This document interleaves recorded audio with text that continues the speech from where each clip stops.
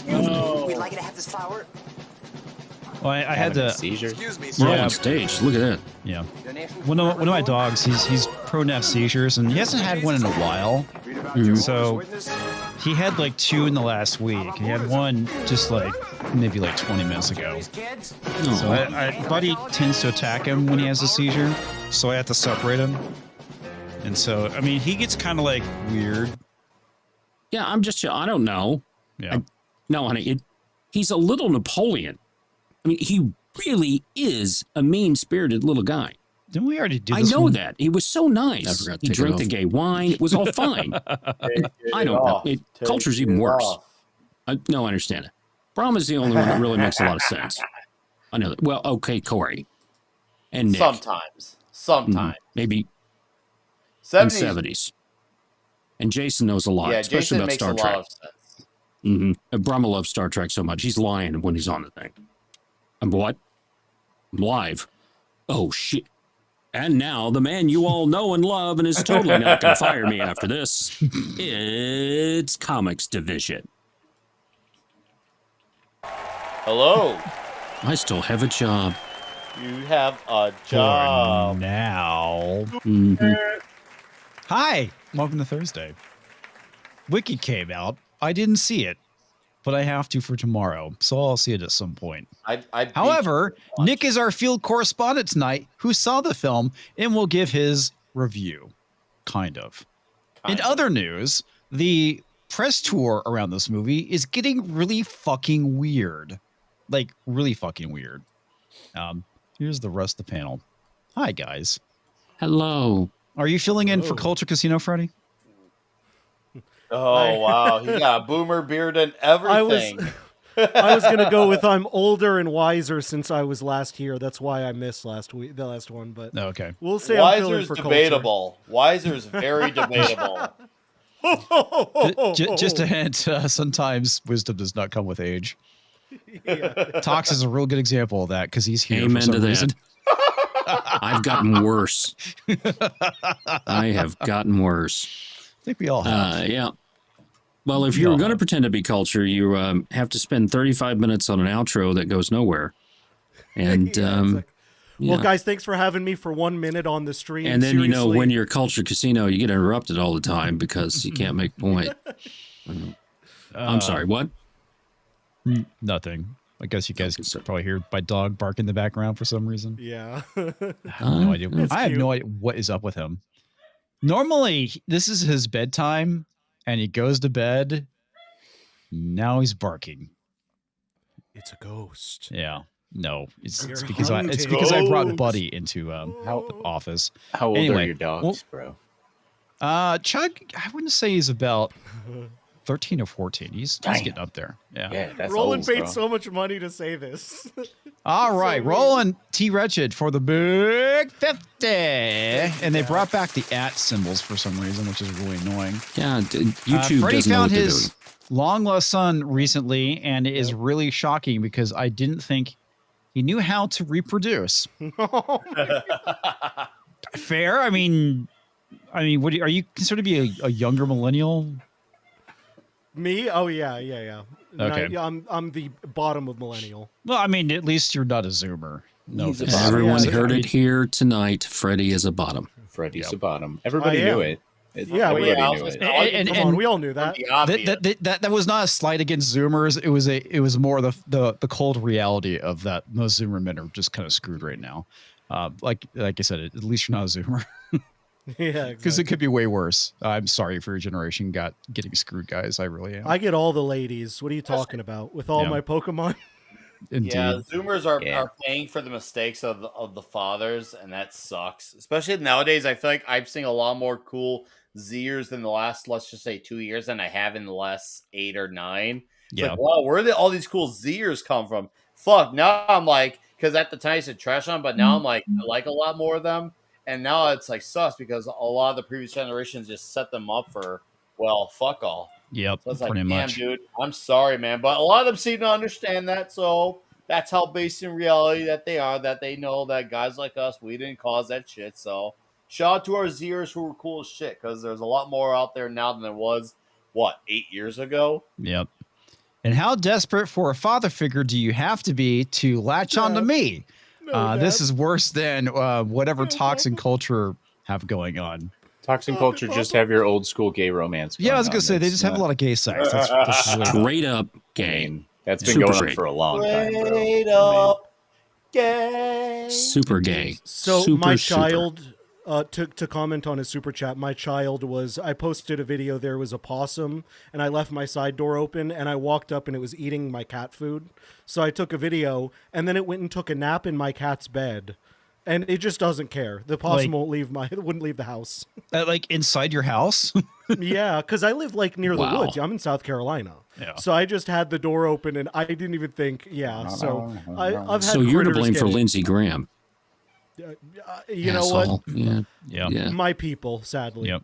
Yeah, I'll take All right, it. I'm gonna get these from TVG Monster. I need to find out what the hell's going on with my dog. So, TVG Monster for $2 says, "Hi everyone, hello to you, sir. Happy Thursday."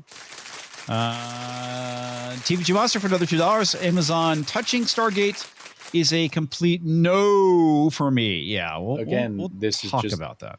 Just brings back it's a lovely allegory for the Catholic Church. They shouldn't be touching what they touch either, but Wow. You know, it's the same level of depravity in my mind. There is the dog stopped barking, so Catholic maybe Church. he went back to bed. So I'll read a couple more. Well, as soon as somebody mentioned Catholic Church and priests, he skedaddled. Well, I mean, I'm not that kind of dog. Okay. I mean, Corey laughed. That's all that matters. That's funny. Okay, no, I was like, what? I thought you were talking about Freddy, but It okay. I got me. was like, got it, dog. Never mind. Peter J's helicopter tours for $1. Spoilers for new Stargate. Everyone is gay.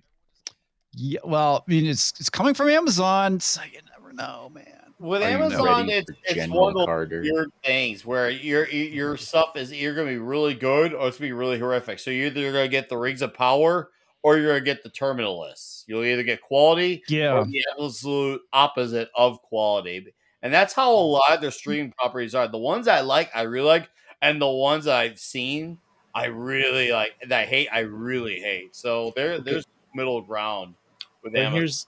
Here's the thing with Amazon doing Stargate, in my opinion, and it's the fact that the bar they actually have to get above is Stargate Universe, so it's not very high. Mm-hmm. If they can make something better than Universe, like I'm not expecting an Atlantis or an SG-1 out of them, but if they can do better than Universe, then I would love something that quality, but I don't expect it out of them, or I'd be disappointed. It's like expecting Tox to perform well in bed. You're just disappointed all the time. It doesn't happen. Yeah. It doesn't happen. So I'm as long about as as they beat exciting Universe. as a. Talk I'm about about as yourselves. exciting. I'll be right back, okay? All right. Okay, I'm about as exciting as a WNBA game. Hey, man, is that? I mean, when you Minus have the dildos. I was gonna say, when you have the dildos being flung onto the court at like Mach 5, they're just like, oh, there they are. Like people are throwing those things with like ninja-like accuracy too. It's like, what are you guys about doing? the dildos? Since the dildos stopped, no one talked about the WNBA. Yeah. Nobody Right? has That was nothing. like, hey guys, you might want to take consideration. That Caitlin Clark got hurt, so she's not playing, and so nobody's talking about her getting beat up. What's and that then, website? Oh, Scott talks. What's Wiki.com? the website? The website where they do bets. Because I remember that one website that does like a bunch of bets was betting on WNBA dildo flying At 2 Argentum. At 2. I can't remember Yeah, it what was like Bet called. It was DSI the one or that one did of the those. betting Yeah. on the election. The same website, Polymarket. There were Polymarket bets on the dildo. So here's how they could successfully integrate that into the WNBA. During the halftime, instead of the half-court shots, they could bring out this gigantic tub of dildos, right? And they could set it in the middle of the court, and they're all like, if you can get one of these to stick to the backboard from half court, we'll give you a new Prius. I would pay $100 to see that. I mean, they would get a shitload of revenue and ratings boosts just on halftime, because they'd be like, this guy, he looks like he's a schlong-schlinger like nobody's ever seen before, like. And they could all be Britney Grinder clones. Yeah. That's great. Arctic too. What? I swear, that thing looked like a man. I'm pretty sure it is. I am so glad we traded a butcher of whatever for that. Yeah, indeed. All right, so wait, no, I didn't. I didn't get Cole Hauser. There we go. Cole Hauser for 10 Canadians says Hail Comics and Crew. What's up, dude? Hope your new podcast is going well. I gotta check it out, man. Also, Brian McCann for $5 says watch Stargate World. Info on Stargate. Sounds great. Just jumped on me 1 sec. Sounds great news, but it's Amazon. Exactly. So let's hope that they don't screw it up with modern audience DEI ideology.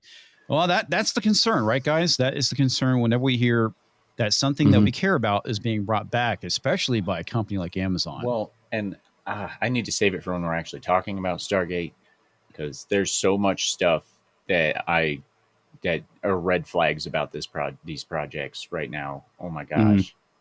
Like half the freaking crew is freaking woke as fuck, dude.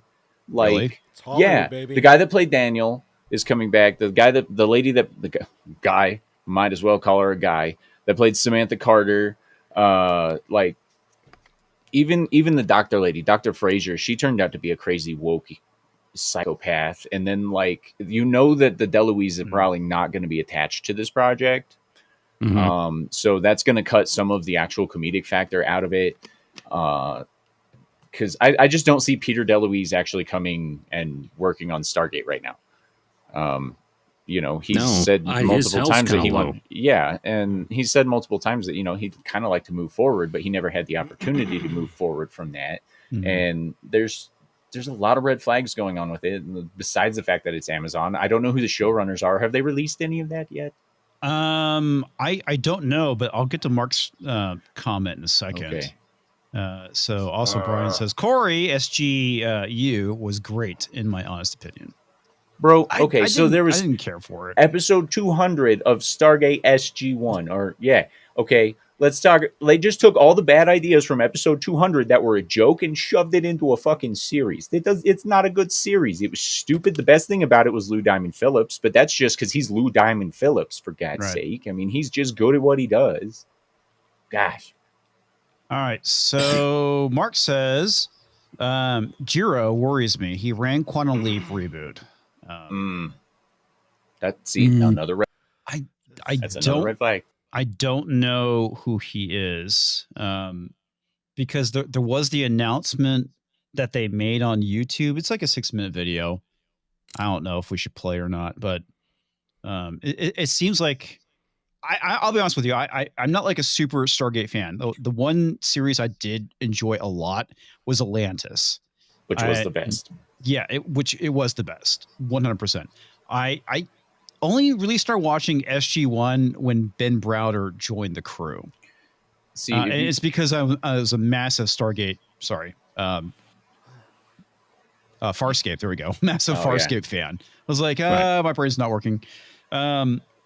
So yeah, when they brought him and Claudia Black on, I think she was already in the show a little bit off and on as a side character. I would say to everybody in the entire world to give the original cast a good shot. Like, try to ignore as much of this liberal writing that went into Samantha Carter's character as possible. But like the dynamics between Teal'c and O'Neill, she got better as the seasons went on, though. She did, but like Teal'c and O'Neill are just the greatest pairing ever between Christopher Judge and MacGyver. Dean Anderson. Dean Anderson. And I'm like, Christopher Dean Anderson. Yeah, they're just so good playing off of each other, and they're like the dry humor that comes out of those two during the show is just great. And then the bad guys and I love that show so much. Gosh. And then the Ben Browder stuff was good, but like, it didn't really hold a candle to the Apophis epoch that happened over and over again. So. Yeah. Oh, Richard Dean Anderson. Thank you. Dean Anderson. Yeah. It's like I knew there was like a first name. I just can't remember. Dean Anderson. Yep. Dude, there's so much that can go wrong, and if a lot of these actors are activists, then yeah, you can definitely probably bet that stuff's going to seep into it. I hope it doesn't. I really don't, because I want this series to be good, and I want good sci-fi again. That would be wonderful. But we kind of know how current year works when it comes to entertainment. Maybe it'll be fine. Yeah. Stargate only was the Fargate era. Ben Browder and Claudia Black was good, and it was at least had the same spirit. Yeah, I mean, I love those two actors a lot. I didn't mean to click on that just yet. I love those two actors a lot. I was a huge fan of Farscape. Obviously, I talk about it on occasion. That's another series that got done kind of dirty with it getting canceled, and fortunately, we did get Peacekeeper Wars to kind of like resolve some things. Well, that was Sci-Fi Channel. What they did, they get to the point where it was too expensive for them. Yes. I mean, you hate Sci-Fi canceling those things, but at least they stuck to their formula, knew what they needed to do to make money. Yeah. And as soon as something got past that and they had to pay actors more and all that, they canceled. Yeah. I think the Firefly was the one that was canceled too early. Yeah. For 100%. Sure. But without it, we wouldn't have got the film. Yeah. Which the film, I think, is arguably better. I still need to watch that one day. I think. This is why we like Godzillionaire. What's His Nuts is a better director of movies than TV show. What's His Nuts? One of your favorite friends. What's His Nuts? God damn it! I remember that Joss Whedon. Sorry, what's His Nuts? Joss Whedon. What's His Nuts? Whedon. Yeah, male feminist boy. The one character. The one character that I would like, if they said he was going to be in it, I would guarantee I'd watch the new Stargate, and that would be Rodney McKay's character, because David Hewitt is my favorite actor in that entire series by far. Like, Rodney McKay is great. Yeah, McKay. Yeah, Rodney is great. Okay, Marks. When I'm a huge fan of the movie, so when it came out and they brought on Carter. Initially, her character was really fucking annoying. She was really bad. But in the later seasons, she got a lot better. I do like Carter quite a bit as a character. Well, but the earlier seasons, she was really fucking annoying. Yeah, that's because they actually decided to do some proper character development with her in the third and fourth seasons that actually cemented her as being a likable character instead of just some weird stuck-up bitch. Yeah. But yeah, the chemistry between Rodney and John was fucking phenomenal. Yes. Second favorite pairing in the entire universe. Yeah. Well, and that show's probably not going to do well with Amazon or anyone. There's no good studios anymore, to be honest. It's like, well, what about Disney? No. But the problem is those shows were low budget, great writing. Amazing acting, great writing. It's not a huge amount of like crazy flashy, CGI, and that was what was fun about them. Yeah, so that's the thing that I'm concerned is it's going to come down to who's writing. As you even said earlier, comics are there activists or do they care about the world? So I think that's really what it's going to come down to, because it's all about the writing. Like if they wanted to show fans that they were legit and were going to give them a true Stargate show, they would open it with a mock episode of Wormhole Extreme from SG-1, which was the parody of Stargate within Stargate, and I loved that because it was they should start it out with that parody and then just go into an actual episode, because that would tell me that they're actually keeping the spirit of the original shows alive. Because there was a lot of humor, even in Atlantis, that I don't think modern writers could capture correctly. Mm-hmm. And that's where a lot of my doubts are coming in with this, is I don't think modern writers have what it takes to match even the spirit of the old shows. Even if they were allowed to by the studios. Mm-hmm. Too much creative control by studios can ruin it too. But the writers actually have to do their job right. And that's what worries me these days, is because the worst thing we've seen coming out of Hollywood for the last decade has been the writing. Visual effects and even acting abilities have been fantastic, but the writing has been consistently trash. And that's what really needs to change, is the writers. Mm-hmm. Well, and Disney needs to fall talk completely. About movies. we really ought to see the butts and seats, right? Yes. Mm-hmm. How many of you have gone and seen those? And the traditional American way of going to see movies and all is pretty much dead. We've imported a lot of people who don't go see films because internationally they don't go see films that much. It was an American a lot. Yeah, and they pissed off a lot of people. I mean, Disney bought Star Wars to be a boy brand and then turned it into a girl brand. Yep. And, Predator Badlands, if you're a girl, you like it. Guess what? Girls don't spend money on this shit. Yep. They don't. So you just wait till the plushes come out. Those will sell like hotcakes. Yeah. They always do, but all plushes, hey, Andy, how you doing, buddy? I do want to see more butts, Davina. And yes, more butts. Yeah, you do. In seats. Thank you very much. Yeah, indeed. Yeah, but More, there's so nobody you need out. a lot of men then. You need a lot of men's asses in those seats. Mm-hmm. Well, you think about the 80s, what was driving people was the tearjerker and their asses. Men in their asses, 100%. Because we were wanting to see Tango and Cash, right? We got to see two bare asses right there. Mm-hmm. And JCVD's ass, because I was we got to see that too. For his movies. Yeah, it was just all that. But there's not enough people to watch this thing on Amazon for it to be successful. It could be the best show ever. There's not enough people out there to make it that kind of water cooler thing that people will talk about and get buzz word of mouth. Landman can get close. But even then, you don't have that captive audience sitting there watching the TV.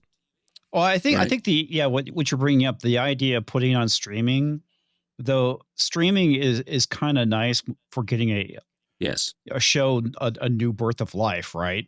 Like what we kind of saw with The Expanse, kind of. That show kind of got fucked up. That show took a nasty ass turn. It did, which was unfortunate. I agree with almost everything you said, Talks, on that, especially on the quality or lack thereof with these shows. But as far as like the whole water cooler talk part of that, I feel like going forward in the future, I think there's going to be a whole lot less on that. And that's not because a lot of things will be bad. There will probably be some good, maybe even really good. I think it's just because of the way everything is just so much more broken up nowadays that there's no such thing nowadays as a mainstream. Nowadays, whether it's on YouTube or on Netflix, something could have 1 million followers, subscribers, listeners, whatever, and we will have not heard of that. Back in 1990, we will have at least heard of it, even if we didn't watch or listen to it. Everything is just so much more broken up. We're not going to, I feel like the days of like having a MASH or Sopranos, I feel like we'll have them, but they're going to be supremely rare. It's going to be like a You're not going to have the longevity that those shows had. Well, yeah, maybe that was a completely different time period too, because like there wasn't a whole lot of competition back then. Literally, everybody watched MASH because it was like the only thing on. I mean, that's a bit of an over exaggeration, but it's kind of true, right? You're right, comics. You're exactly right. With everything, there's a lot more competition, not just in TV, but everything else trying to get our attention. Politics, video games. Well, it's anime, basically manga, we don't live we live in an attention economy. That's like the big thing right now when it comes to whether it's YouTube or it's streaming or a movie or a TV show. That's kind of the big issue right now. It's like you have to be able to keep people's attention or get eyes on your streaming service or whatever the fuck you're trying to do, right? That's kind of the big problem right now. It's like eventually something else will come along and probably boot YouTube as the king, because right now, right now YouTube, literally everybody watches YouTube, whether it's, lore videos on something, us complaining about how sucky entertainment is, et cetera, et cetera. It's, it gets worse with each generation that comes after Gen X, right? Gen X, we grew up watching TV, probably still watch TV. Some of us have cut the cord, but a lot of us kind of stick to terrestrial television to a degree. But with millennials, definitely big cord cutters right there. Probably watch a lot more streaming and YouTube than anything else. And then I'm pretty sure that Gen Z mainly just watches TikTok and YouTube. And Instagram. Oh my God, my son is just glued to Insta, dude. I believe it. The thing that sucks about bringing back an old property and fucking it up with the ideology, it's like you already had strong women and diversity in Stargate. It's like Elizabeth Weir was basically in charge of Stargate Atlantis. She was a fantastic character. She was a fantastic character. She was a great character. I really liked her character. I didn't like some of the turns towards the end, but whatever. You also had Taylor, who was pretty fucking badass and massively hot. Dude, she is like a freaking space case in real life, bro. Like, oh my gosh. I wouldn't be surprised, unfortunately, but yeah, you had a lot of female characters, a lot of good female characters, a lot of really good, well-written female characters in Stargate, in general. But that applies to male characters too, right? It's like a lot of people just like the show because of they had good actors, they had good writing. It was fun. You had good banter between, these different characters. Yeah. But now it's like you can't do that. You have to complain about I can't believe I'm surrounded by all these men and so much misogyny. It's probably what we're going to see. Have you guys heard about that series where it's there's a murder at the White House and they bring in this detective? No. And she's a black woman. So my wife was watching it, and I was working on code, and I was passively paying attention to it. And like the first comment, it to some effect is when she walks in, there's all the Secret Service. Basically, she's like, her first comment is, "There's too many white dudes." Mm-hmm. Of course it is. Yeah, it's like it's the Secret fucking Service lady. Also, what about percentages of humans? Let's be honest, there just are more white people in the U.S. That's just... But they don't want that to be a thing. That the fact that is a very offensive thing. You're right, Freddie. The thing is, you're right. We know that. You're preaching to the choir. You're not saying things of course. we don't know. But they don't like that fact. Their whole just crazy. And some have outed themselves as saying, diversity just means we need people who are not white. Some have been out in the open about that. This is a great comment because it's so fucking true. He says, "Yep, they were great because they were treated." Sorry, it jumped on me. Because they were treated like actual human beings. Yes, it's amazing what happens when you write characters that are actually people. It's amazing. Oh my god, can't believe it. Yeah, but, they didn't, outside of the military structure on the show, they didn't have any actual power structures between the characters. They had the military requirements, this is my superior officer, I'm going to show him respect. But outside of that, it wasn't like, they made men feeble like they do these days. They didn't make women stupid like they did back in the 80s and the 90s. And they actually made it to where every single person in the show was in fact a person. And then they played off of that. Each person can be hilarious in their own ways. When you look at Woolsey in the show, everyone assumes that he's going to be this dry ass. He played the doctor on Enterprise, or not Enterprise, Voyager. He was the same guy that played Woolsey. Ricardo. Yeah, and he did a fantastic job in that, and he actually brought a lot more dynamics to the humor range than a lot of people realize. But when they were treating characters, they played into the characters instead of worrying about politics. And even on the politically motivated, I know, even on the politically motivated shows where it was all okay, this is clearly a Nazi episode. We walk into this room and everyone in these tubes is blonde hair, blue eyes, they're being grown, and then they're trying to kill off the breeders on this planet. Okay, well, clearly that's a Holocaust scenario thing. But it wasn't a tacky one shoved in your face like everyone is racist kind of bullshit. And even Teal'c, when he has to interact with black people on Earth, they play it just right. So it's this is what it's like to be a black man in the inner city, and you're an alien. So you can actually see the dynamics. They don't play into the race card, but you see it.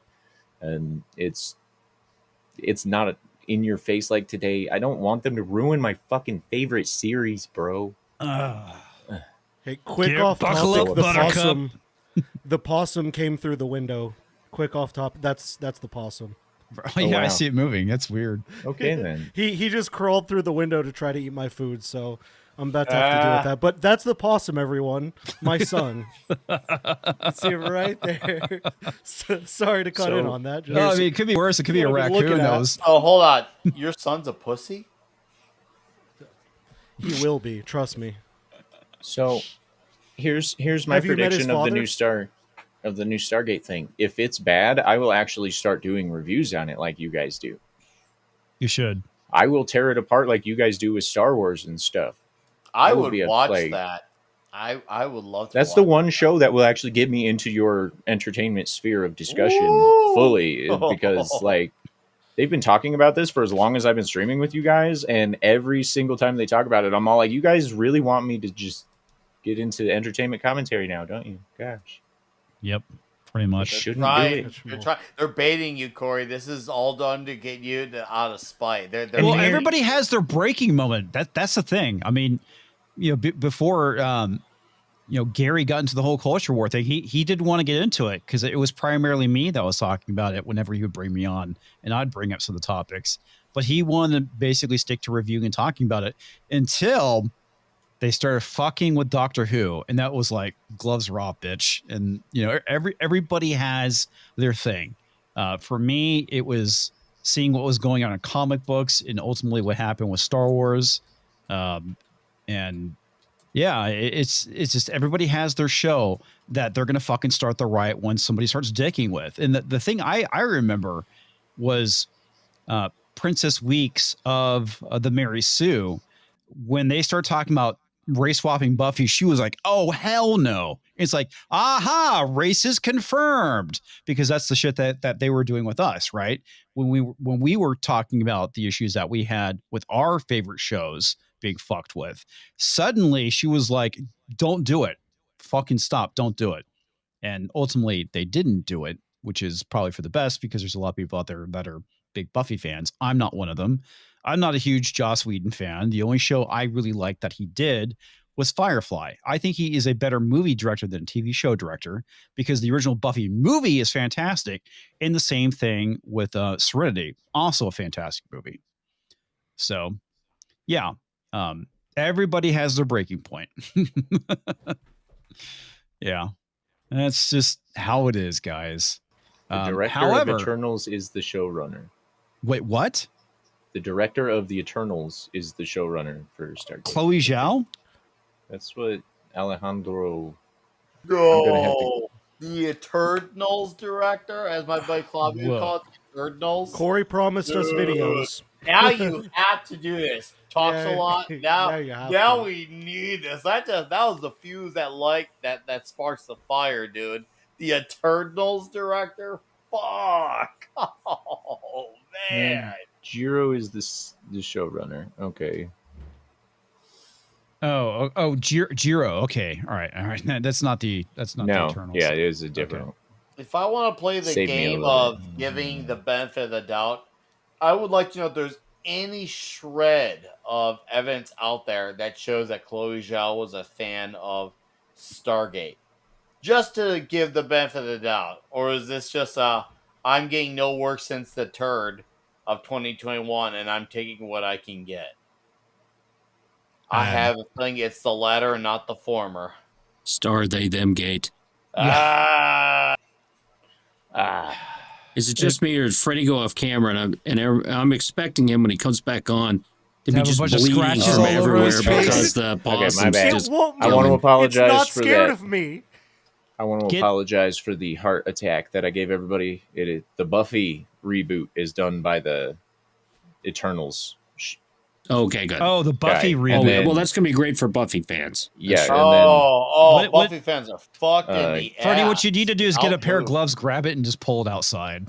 I think so. Yeah. I'll be back. Sorry, guys. That's all right. It's just kind of funny watching the possum run around. I let a possum in my house. Yep. Oh man. Yeah, dude. Those things are gonna leave. I'm surprised it's not playing dead. At that point, you can just grab it and throw it out. scream at it really loud, and then it will play it, and then you maybe. Can I'm not. At least he muted try to so. scare it with a broom. Oh, it's gone. That's gonna work. And there it goes. He chased it out of his room. He's going to close the door. Now it's in Have the at the rest of my kitchen. house. Dude, you should probably get that thing out of your house before it attacks one of your cats. My cat Mantha's in my room. She's closed up. She's safe. Okay. I wouldn't have let her alone with that. Okay. I cracked my door when I was off camera, so hopefully it runs outside. Okay. We'll see. You're going to have 6 or more. it will invite friends. Yeah, you're going to have 6 more when you leave that room. Yeah. Anyway. We'll see.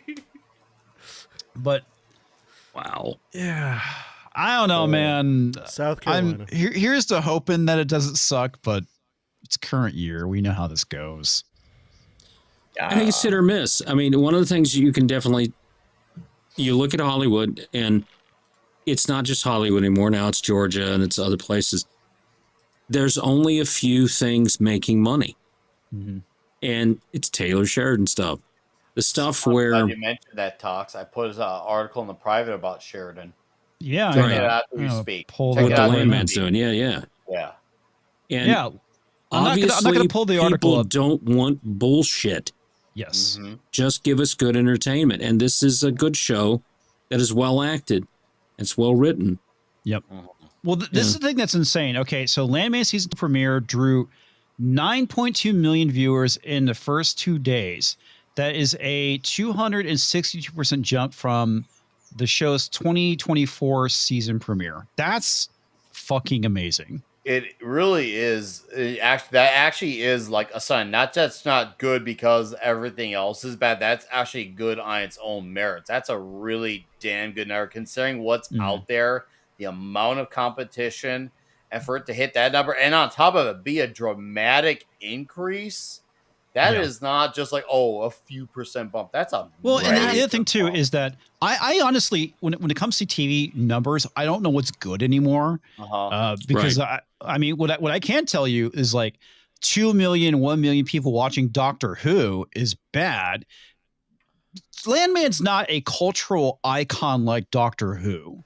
Doctor Who, I would say probably like when it comes to New Who, 9.2 million used to be New Who numbers. Like well, not like Jodie right? Whittaker, not Jodie Whittaker, like the other ones that were good. And again, that is more niche in, I would say, in the United States than it is in the UK. And obviously we are a larger country than the UK. So their numbers are going to be smaller in comparison. But when it comes to like I mean, I honestly, I can't tell you when Friends aired what each episode drew. You know, I mean, was it like 9 million, 10 million, 20 million? I mean, like I said, it might, I can tell you when it comes to the numbers for a movie, because a lot of that we can tell by, okay, how many tickets are being sold? How much money is the movie making? And my God, dog, will you shut the fuck up? Actually, we don't hear it that well. It sounds like a squeaky toy. Okay, yeah, well, he is very high pitched, and he's not happy that he's cooped up in here with me, but I got to keep him in here because of the fact that he had a seizure earlier in the other dog. So to put that into perspective, Friends is one of the most popular shows even today for whatever reason. It is. Yeah, it's still streaming. Big numbers. During its original run, according to what I've got pulled up here, 24.3 million per episode. Ooh. With a high peak of 52 million on final episode was on 52 the final million. episode, and then it peaked during the second season with 31.7 million per episode. So you're talking, 3 times these numbers, but that was on nationally syndicated TV. Right. Everyone knew it was coming out. Everyone wanted to watch it, et cetera, et cetera.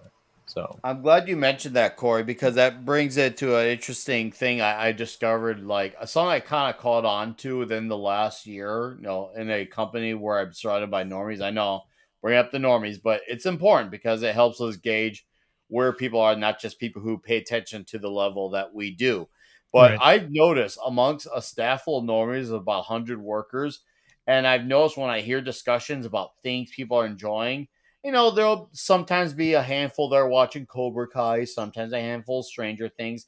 I think the last massive thing where it felt like at least half the staff was watching was Game of Thrones, and I felt like that got derailed by the divisive finale.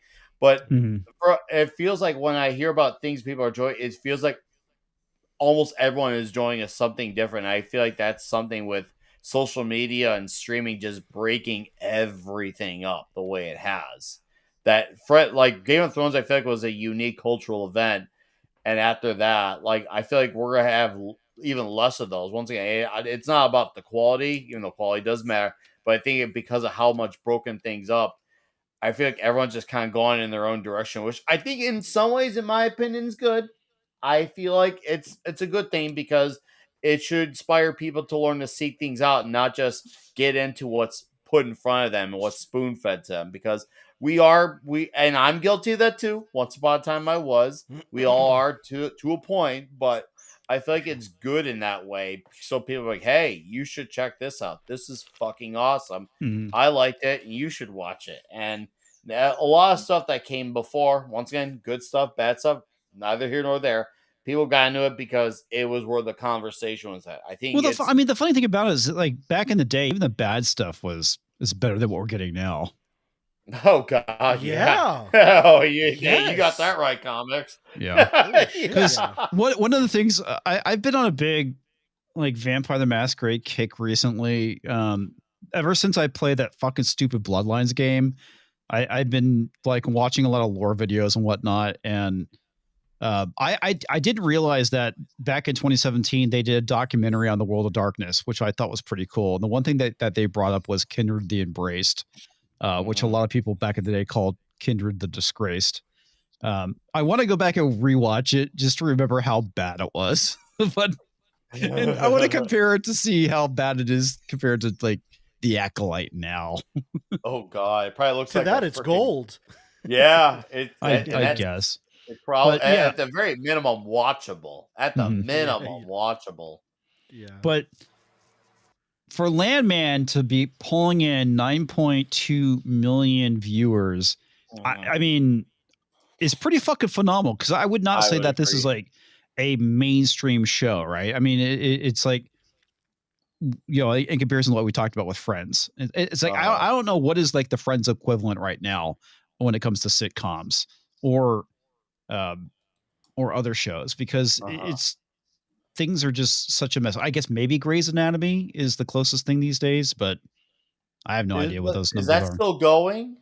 Grey's Anatomy? I have no idea. I think or so. Is that just something that like Friends and what's The Office where people are still watching the reruns of it? Well, I think people, my wife watched it twice already, right? Okay. She binged like all the episodes twice, and some of the spin-off stuff, because it was funny because it went from being Grey's Anatomy to Gay's Anatomy. No, literally? It's still on. Yeah. It's still it's airing this month. New season's airing right now, one last night. So yeah. No. But yeah, so that tells you everything.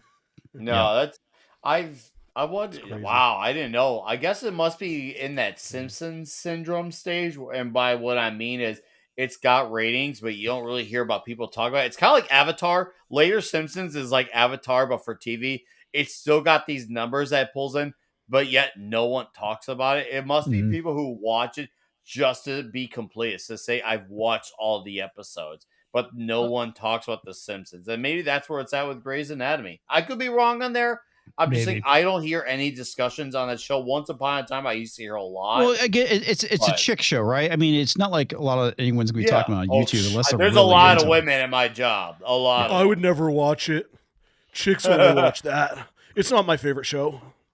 Indeed. I want to get this real quick from Dearest. It says I went on a rant connecting the cover of Vampire RPG PC game cover to Harley Quinn and why her fans are hypocritical idiots. Yeah, dude. One of the things is I fucking hate what Paradox did to Vampire. I have to say that at the very least, it's making me wanting to buy some of the old books I no longer have, because I still have my first edition Vampire the Masquerade book. Technically, I've owned a copy of every single iteration. and to a certain degree, including 5th edition, because I bought the PDF because somebody told me how awful it was, and I had to check it out, and it is bad. But the one thing I just came in today, so I got a full size my screen here. I got the Psionics Handbook. Oh, I had for that. D&D. Yes, this is probably that is a rare one to find. Favorite book. $25, dude, off of eBay. Nice. The other thing I found off of eBay is the 1st edition Vampire the Masquerade Player's Guide.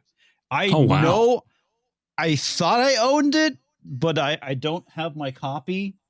So I'm not sure what happened to it. There's times where my books mysteriously disappear. Like my Vampire the Masquerade Revised Edition disappeared for some reason. Oh shit! I just realized that I didn't full screen myself. I did full screen myself, but I didn't transition it over. So now you guys can actually see the Psionics Handbook. Yeah. That was well done. Wondering. Yeah, well done. And then here's the 1st edition Vampire the Masquerade Player's Hand Guide. Again, for a book that came out like in '91, this is in really good condition. And the there's like some coffee stains or cola stains or whatnot. But yeah, coffee. It's creamer. It's not creamer. Same creamer that goes on Krispy Kreme donuts. It's probably a soda stain. Sure. But anyway, be that as it may. It's sure like yeah. Well, are you sure about that? Are you sure about that? You sure about that? I mean, it's dark in color. It looks like coffee to me.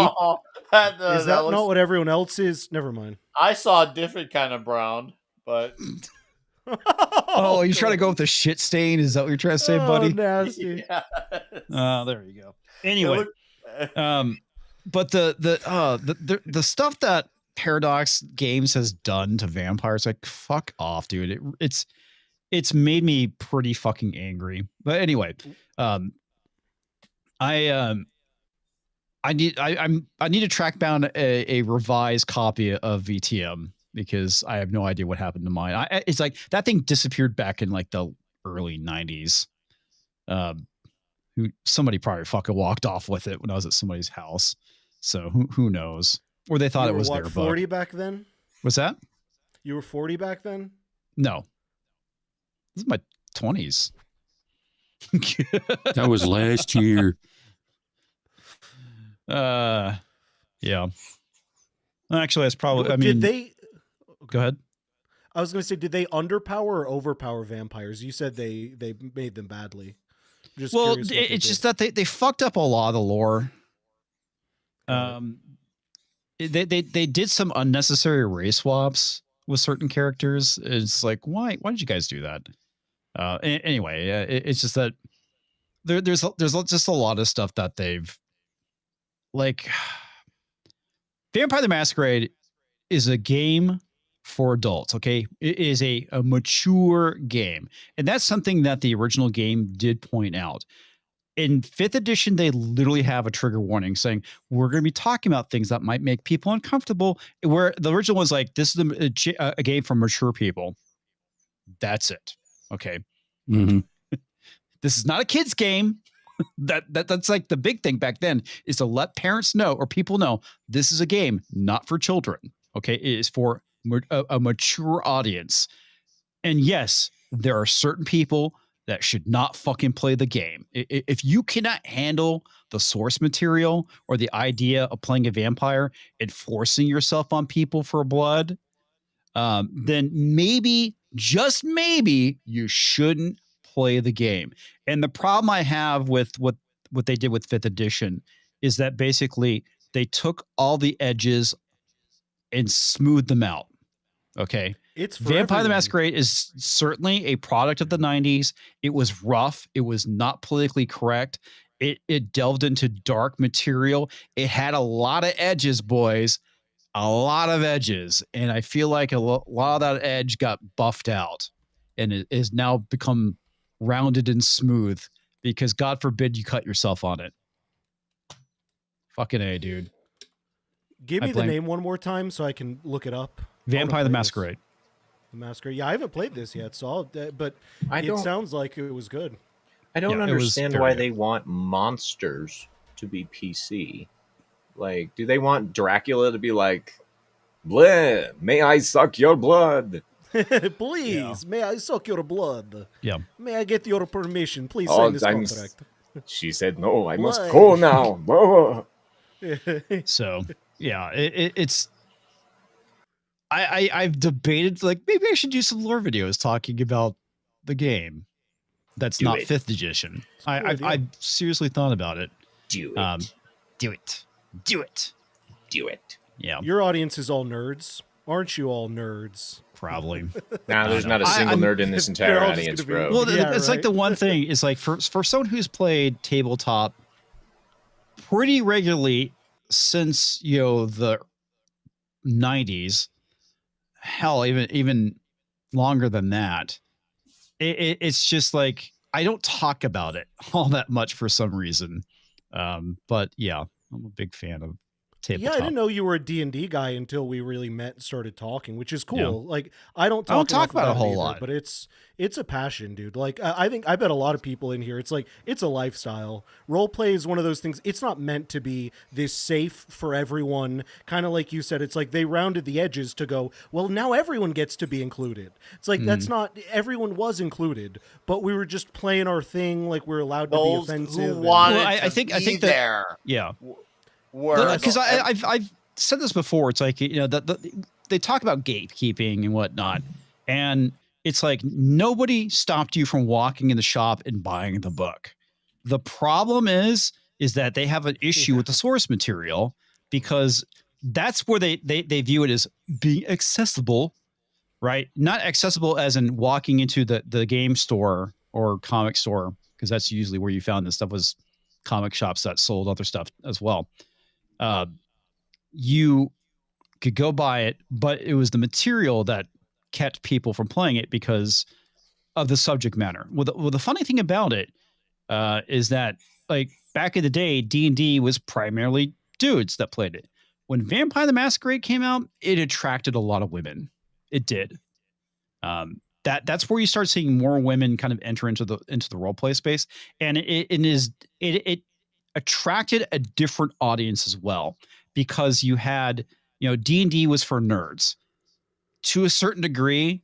Vampire the Masquerade was not only for nerds, but it was also for the theater kids, the goths, the punks, all this completely different. It was for the freaky nerds. Yeah, exactly. Good way to put that. Like me. Yeah. And well, I mean, you had nerds, you had geeks, you had freaky nerds, you had fucked up geeks.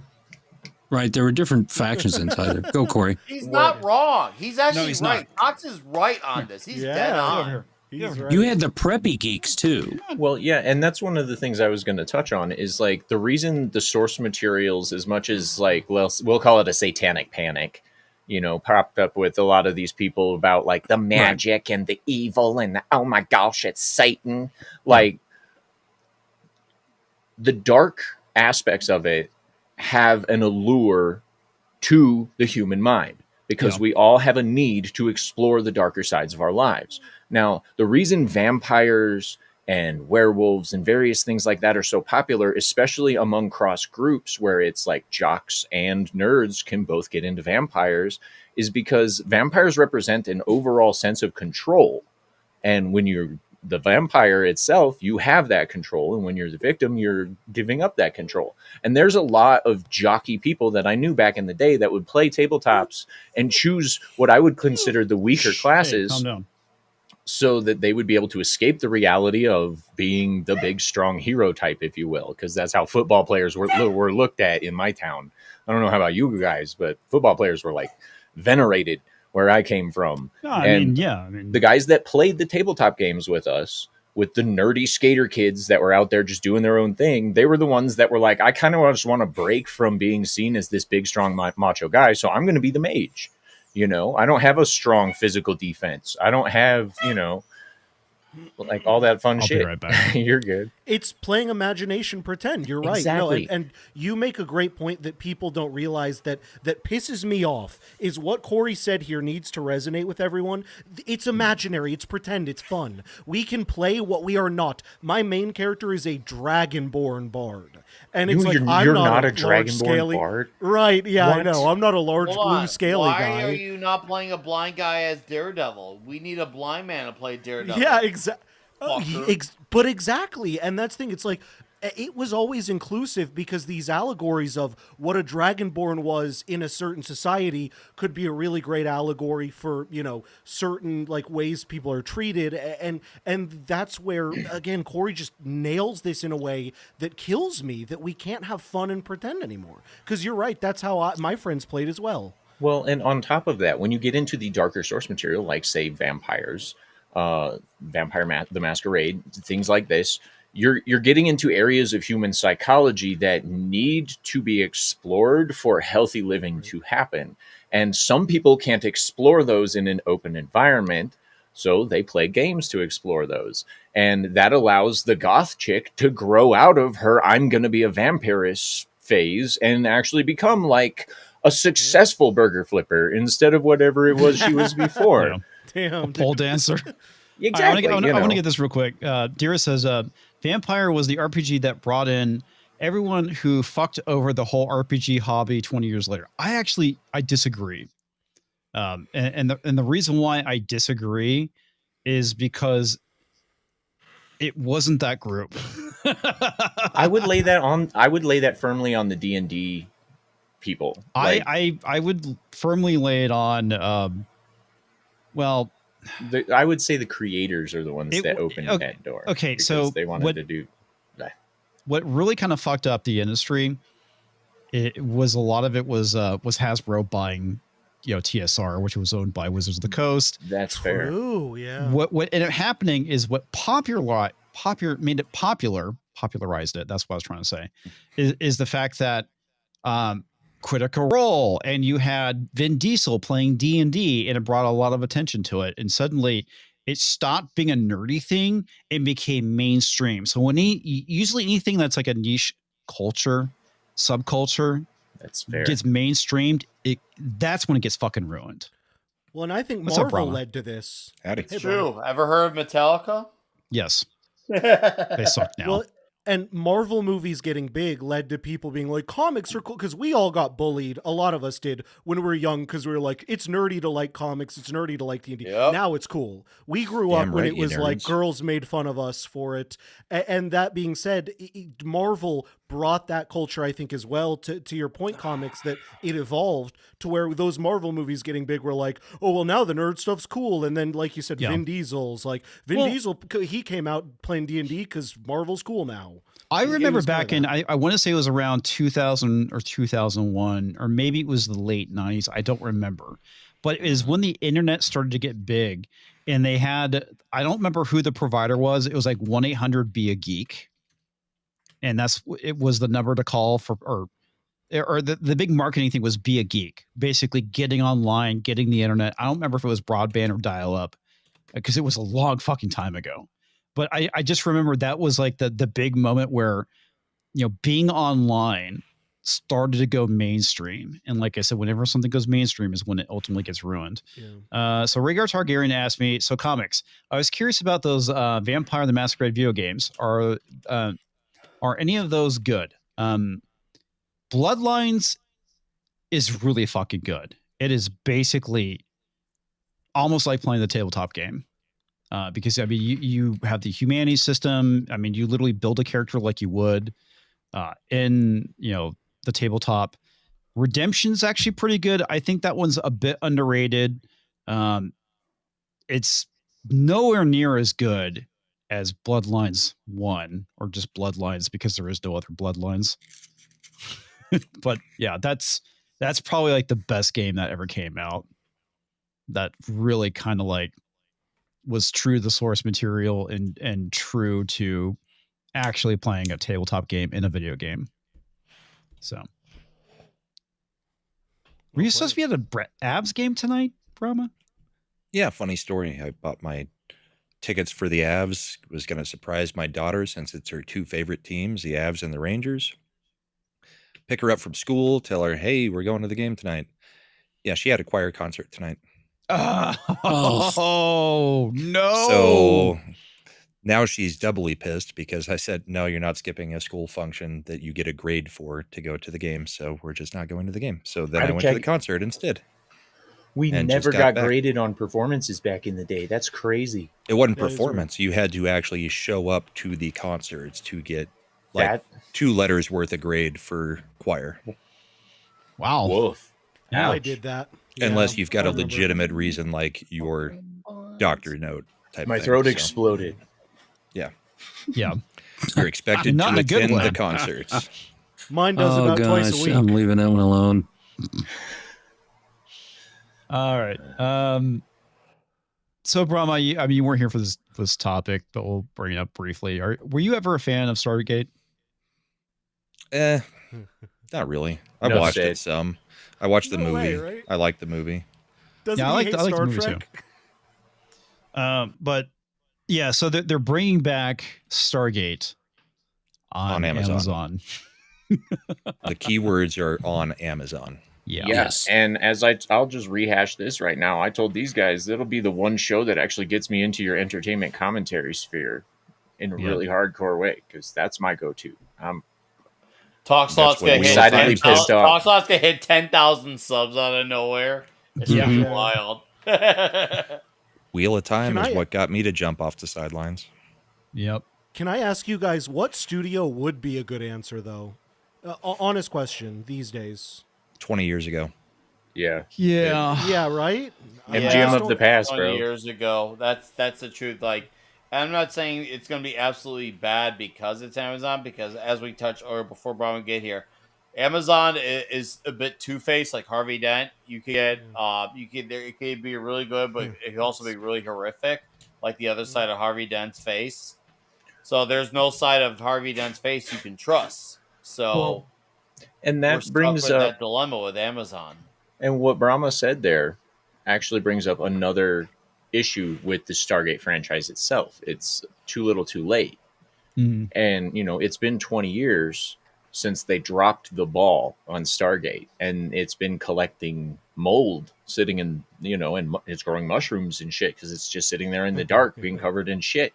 And, now it's like, who actually cares about Stargate enough to pick this back up? I do. Yeah. There's not a lot of people like me out there.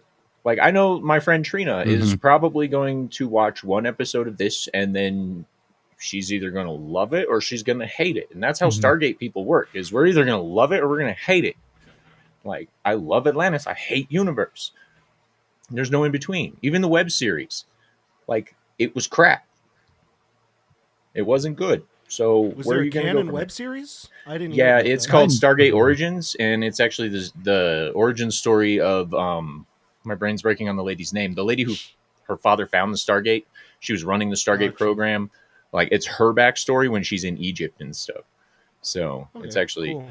It had a lot of promise, but they wrecked it. I love the Stargate. The original creators being involved doesn't mean anything with Amazon. Nope. Because Brandon Sanderson was an advisor on Wheel of Time, and he wrote the final books, and he had no input. Yeah, he walked away from that, though, didn't he? Yes, he quit. He's like, F this. Boom. He's like, you guys are going in a way that I cannot follow, so have fun. They all do. Percy Jackson did it. The Avatar series they were going to make, they quit. Like Avatar: The Last Airbender, to be clear. They were going to do with the original people. They quit. It's always with these companies. The creator jumps on for the beginning. They announce it with the creator. The creator quits. Well, it's the bait to set the hook. Yep. Yeah, they're gonna bait you in by saying, well, it's created by the same people who created the original, or the author has input on this, and then they don't listen to any of that input, and then that person leaves because then you get something like The Witcher. Useless. Yeah, and you can't blame the author because they're just contractually obligated. So they signed on being like, this is going to work. And then it's like, oh, no, by the way, you have to keep your name on here. We're going to pay you, but you can't do anything. We snuck it in. So. No. That's like perfect meme. It always, it's a third generation thing, right?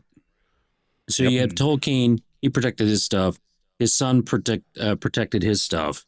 And then the third generation's like, we haven't done anything with ourselves, and we don't have any money, so we're just going to do this to make the money. Walmart did the same thing. Accurate. Yeah, I mean, really good point. But you look at that. Genghis Khan, same thing.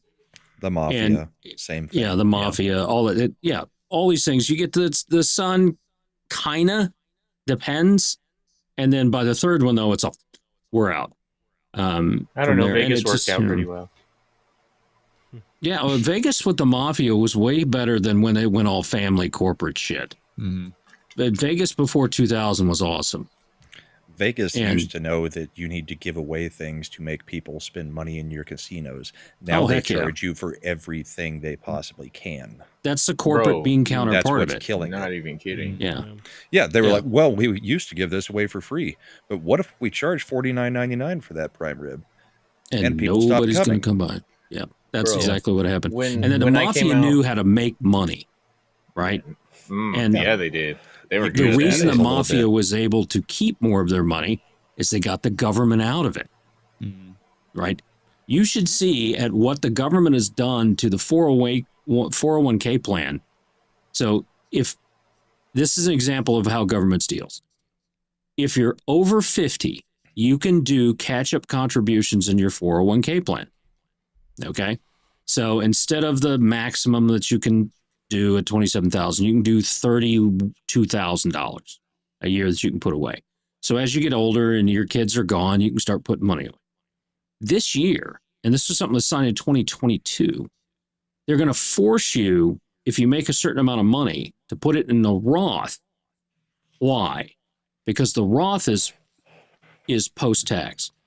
Post-tax instead of pre-tax. Yeah. Instead of pre-tax. So it's going to cost you $3,000 or $4,000 more a year, so they can get the money out of you now, and then they're just kicking the can down the road. That's how sinister the government is. Vegas was cool because I could smoke wherever the fuck I wanted to. I could drink wherever the fuck I wanted to. It was adults only. I didn't have any annoying fucking kids around all the place because I've raised 5 kids, but god damn, they're fucking annoying. And they were pretty hard on drugs. Yeah, they didn't have any of the marijuana crap or any of that stuff. They kicked you the fuck out if you were dealing that. They were there to have people have a good time, and they knew how to take care of the whales. People were bringing the big money in to do that. They built that place into what it was, and then it's just gone downhill ever since corporations took over. I will stick to my original comment. It went mainstream. Yeah. Yes. Which means it got ruined. And honestly, the ultimate downfall, in my opinion, of Vegas was the closing of Circus Circus. Because then all the freaks went out onto the streets, and it just got way worse. Circus was so bad, man. I know it was, but at least it kept the freaks inside. It just got demolished just a few weeks ago, I think. The Stardust. I saw multiple comics at the Stardust.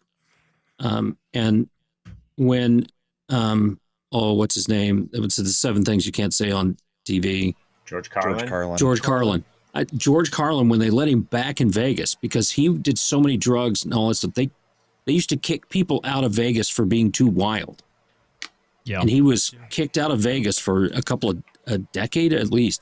When he came back and his first tour, his first show, I was there.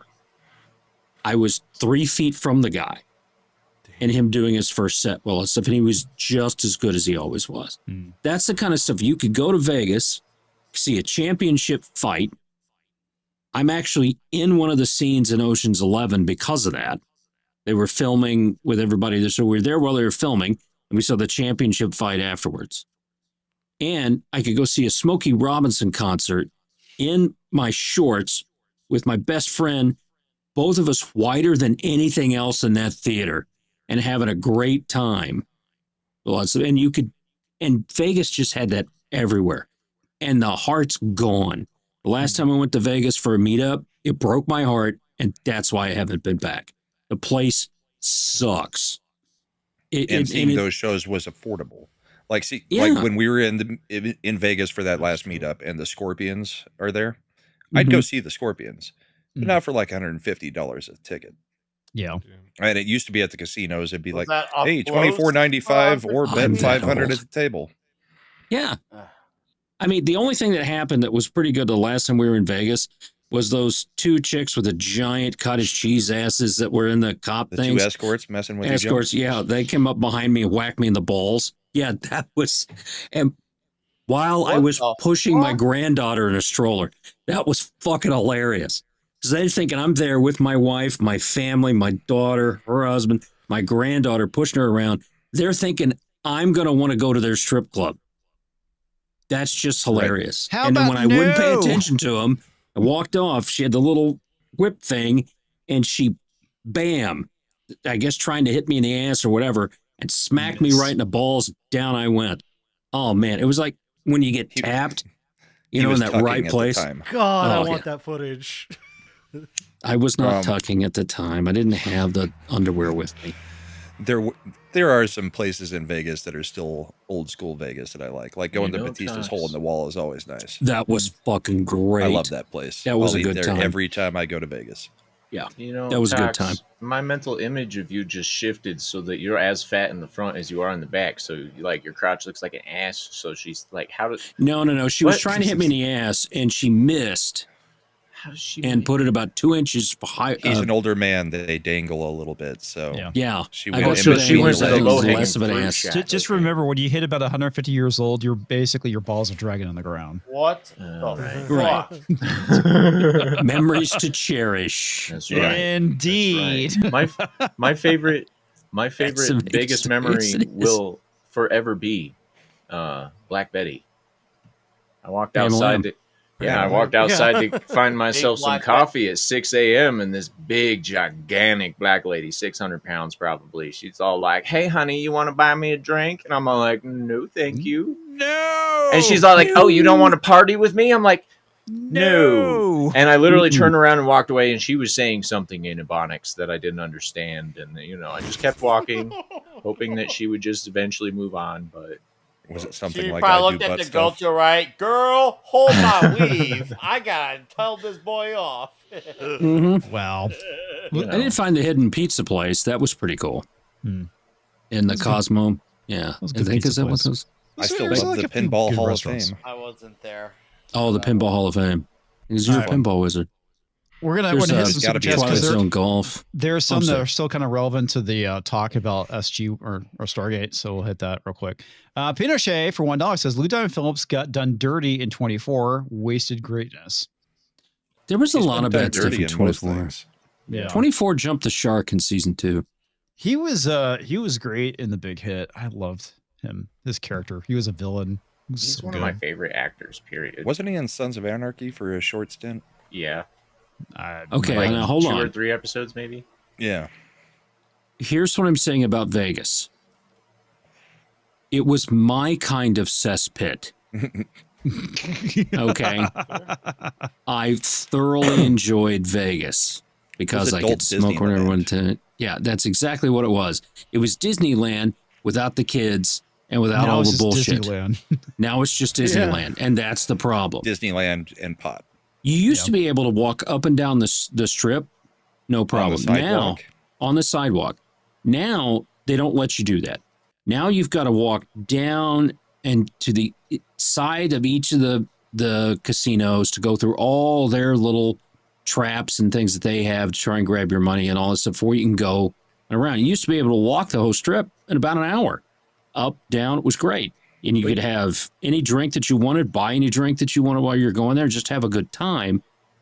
Now it's just all corporatized and focused on bringing money in there. But if you go to the House of Go-Go breakfast place in the Link. That was good. That was really, really good. So I will say one thing over Hash of Go-Go, I think. Hash of Go-Go, yeah. I will say one thing for modern Vegas. The new mini game of knocking over people on fentanyl is really fun. You see how many you could get in a row, like a domino effect, and they're all just leaning there.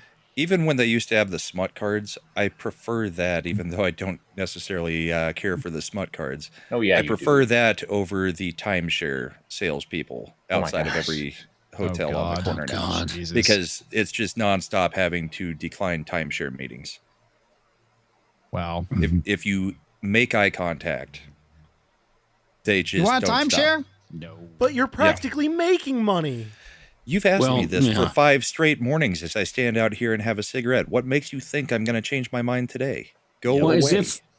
So we should have known never to trust Corey Black Garrett when it comes to picking hotels or places to stay, because after the Florida debacle. Yeah. Well, he also was the reason we stayed at the Flamingo in Vegas is because he was going to be there and he wanted to stay in all the classic hotels. And I'm like, what a shithole.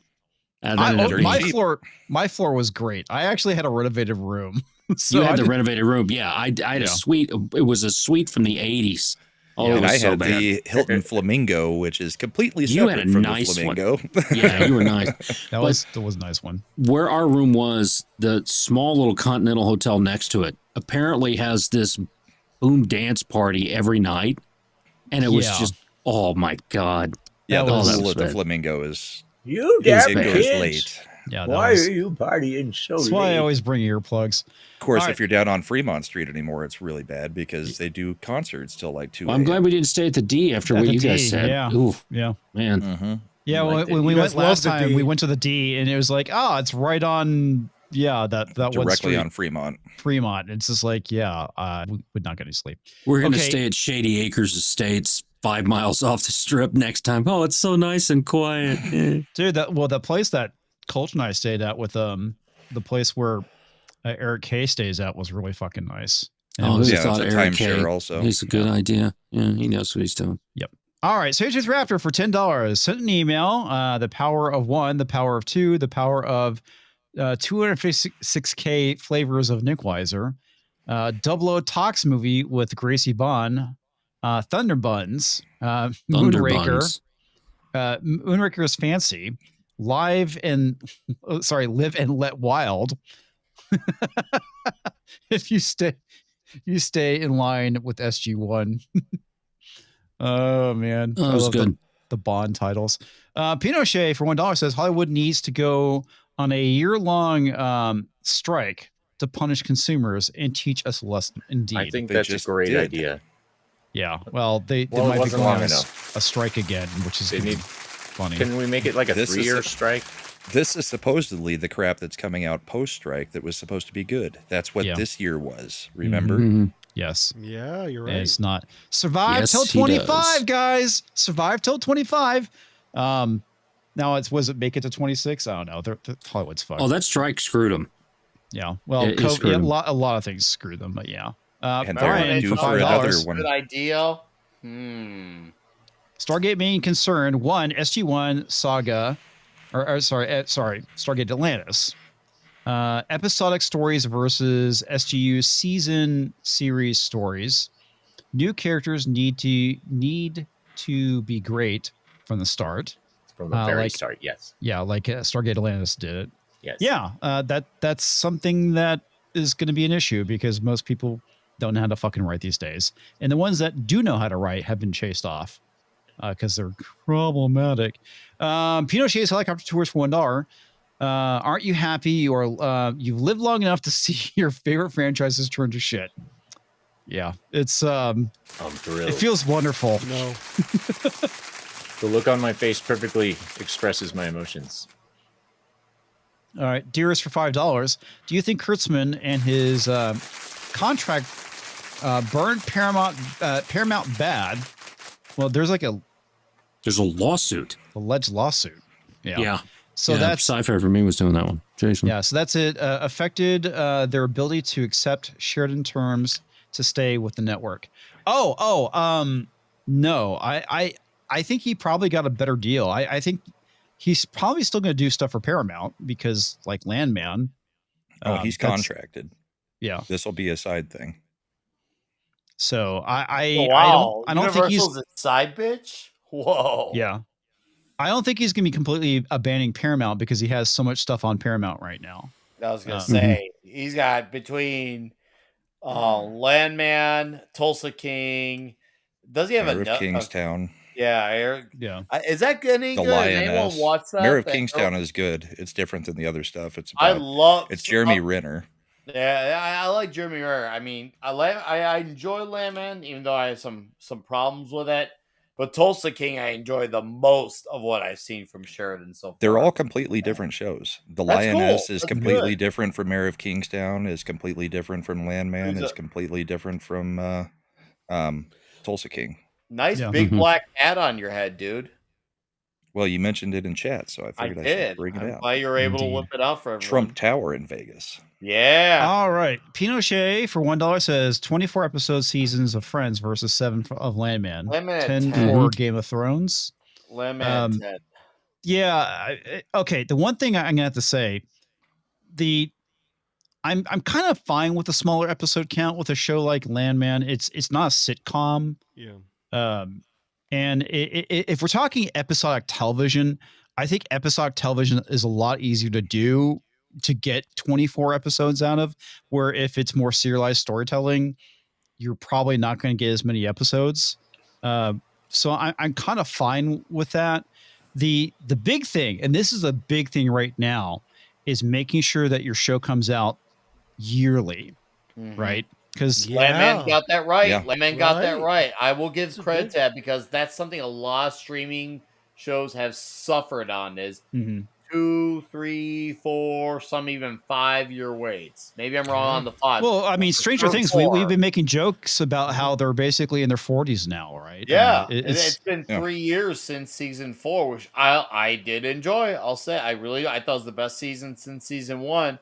However, the gap, and I was shocked that they're able to survive that 4-year gap from 3 to 4. Now we're 1 year less. Now, luckily, it's the final one, but still, it's like, guys, why did this take so long? It wasn't like they had like a ratings issue. Or like, will this not get picked up for another season? It was doing well since day 1. How was this such a pain? Yeah, and the binge model is such a bad fucking idea. You go back to weekly television. Yeah. Also, Toxic Man Flu gifted 10 memberships. Thank you, Tox. Very kind of you, sir. But it's not just Landman. Nice. It is all of those other shows. He's doing them yearly. No, you're the right. only one that had the break was Yellowstone, where they had the issue with Costner and had to kind of special case. Do whatever. Yeah. Yeah. Yeah. Well, and Nick, you're right, by the way. One Punch Man took 6 years. So Nick is not exaggerating. And One Punch, I know it's anime, but it's mainstream anime. It's one of the biggest anime that was coming out. It took 6 years between season 2 and 3. And now season 3 is the worst rated anime of all time. Wow. That said, yes, literally as of right now, the worst rated anime ever. And so to your point though, Nick, even 6 years in that case. So is that a quality issue, or is that people not giving a fuck after 6 years? Animation takes a while. So it was also a big problem with what the creator wanted to do versus what the animation studios wanted to do.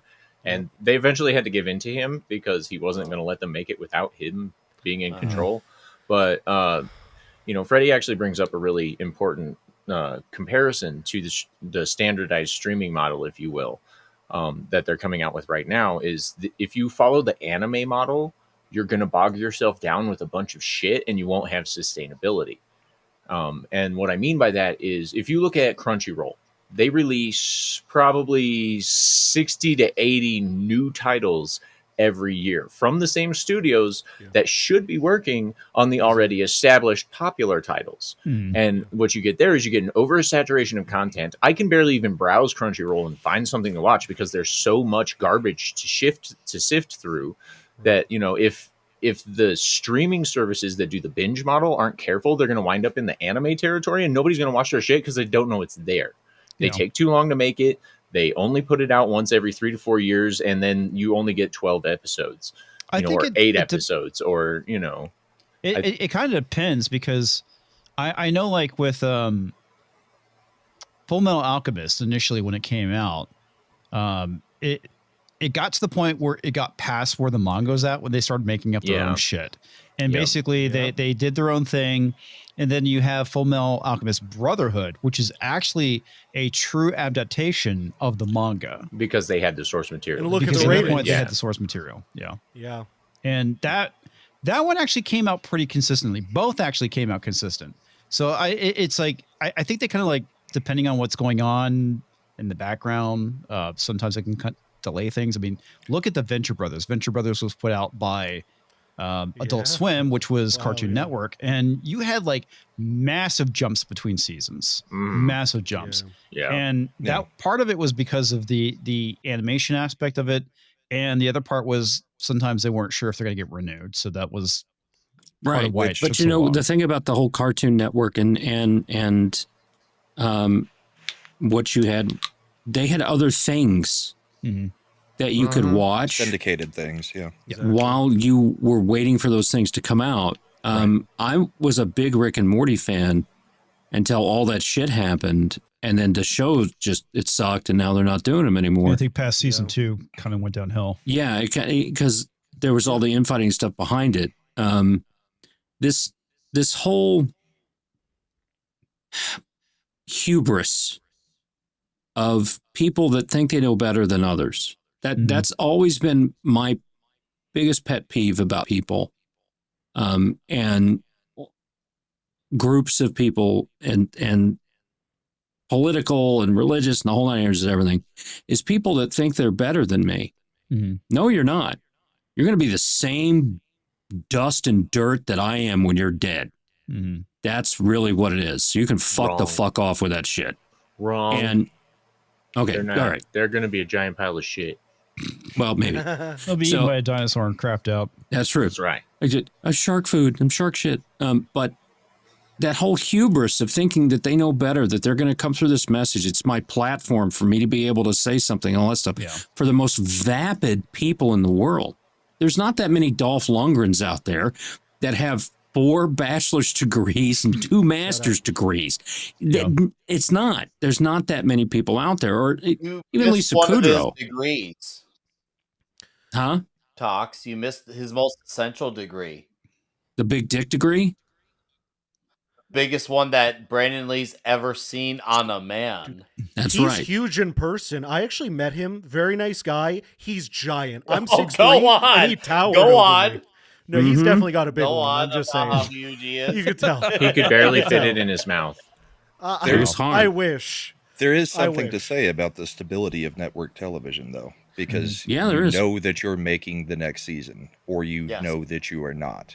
You know when you are shooting that season. You know where the money's coming from. You know what the ad buy is. You know all that stuff. Yeah. And on You know what top the of that, off-season is, services all this cannot stuff, reproduce it the same way. Well, If and you got you somebody wonder- like Taylor Sheridan or Eric Maldonado mentioned The Bear is another show that's just about That's a every good year. one. I So like it's it. only I like it. Murders in the Building. Those are ones that were such big hits that it's like, yeah, you're on for 5-6 seasons. Well, and There's no that's reason another for it to thing. take any longer then. The writing back in the day and everything, how everything went back in the day, guaranteed a longer contract period too. These days, you're looking at a contract of maybe I can guarantee you 2 seasons. Like maybe this could be the best stuff you've ever written, and they'll still only offer you 2 seasons because even if it's the best stuff ever, they're still going to cancel you. And that's the problem these days. Is back like when Cheers got signed on. You know, they were doing 5 to 7 year contracts and they went for 11 seasons. Yep. It wasn't a matter of like, we'll give you 2 seasons and we're going to dump the entire second season in one shot. And, you know, maybe we'll give you a 3rd season if the second season does well. Right. You're not doing economies of Economies of scale. But they did because they had the sets, but the sets were not as elaborate for the television shows as they are now. You either shot on location at something like that, or you had a family living room. Think of Married with Children. Yep. The majority of that show took place in their living room. Yes. Same with Full House, Family Matters. Yeah, they were all in their living room. There's living room. Friends had a few sets. They had the coffee house. It had maybe somebody's office. And they had 2 apartments. But the most of it was taking place in the apartments and the diner. Yeah. And Seinfeld had the first 3 years was threatened to be canceled every single year. That show didn't take off in popularity till about season 4. Yep. Yeah. All right. I want to get this. Corey, I stepped on Corey. No, you're good. I forgot what I was going to say. It's fine. All right. Okay. I'm going to get this, and we're going to talk about the Wicked marketing, which is just fucking bizarro. For more information, go to wicked.com. Indeed. John Wayne for $20 says, I love Stargate, but this new film, this news fills me with dread. Too many red flags for me to get even the least big excited. Also, many people seem to forget that on the the tail end of Atlantis, progressive shit was already creeping in. It wasn't super predominant though. I don't remember. There was a little bit of progressive politics that played in towards the end there, but I still feel like they did Atlantis the dirtiest of all of them, because we were supposed to get 2 to 3 movies after that show ended. Yeah. And that, so if they had the Atlantis movie scripts laying around and they wanted to continue from that point, I probably wouldn't complain. But the only thing that would excite me is if they bring James Spader back. Super straight. You love James Spader. He was in the movie. Oh, he was the scientist in the movie. He played Daniel in the movie. That's right. That's right. Mm-hmm. That's right.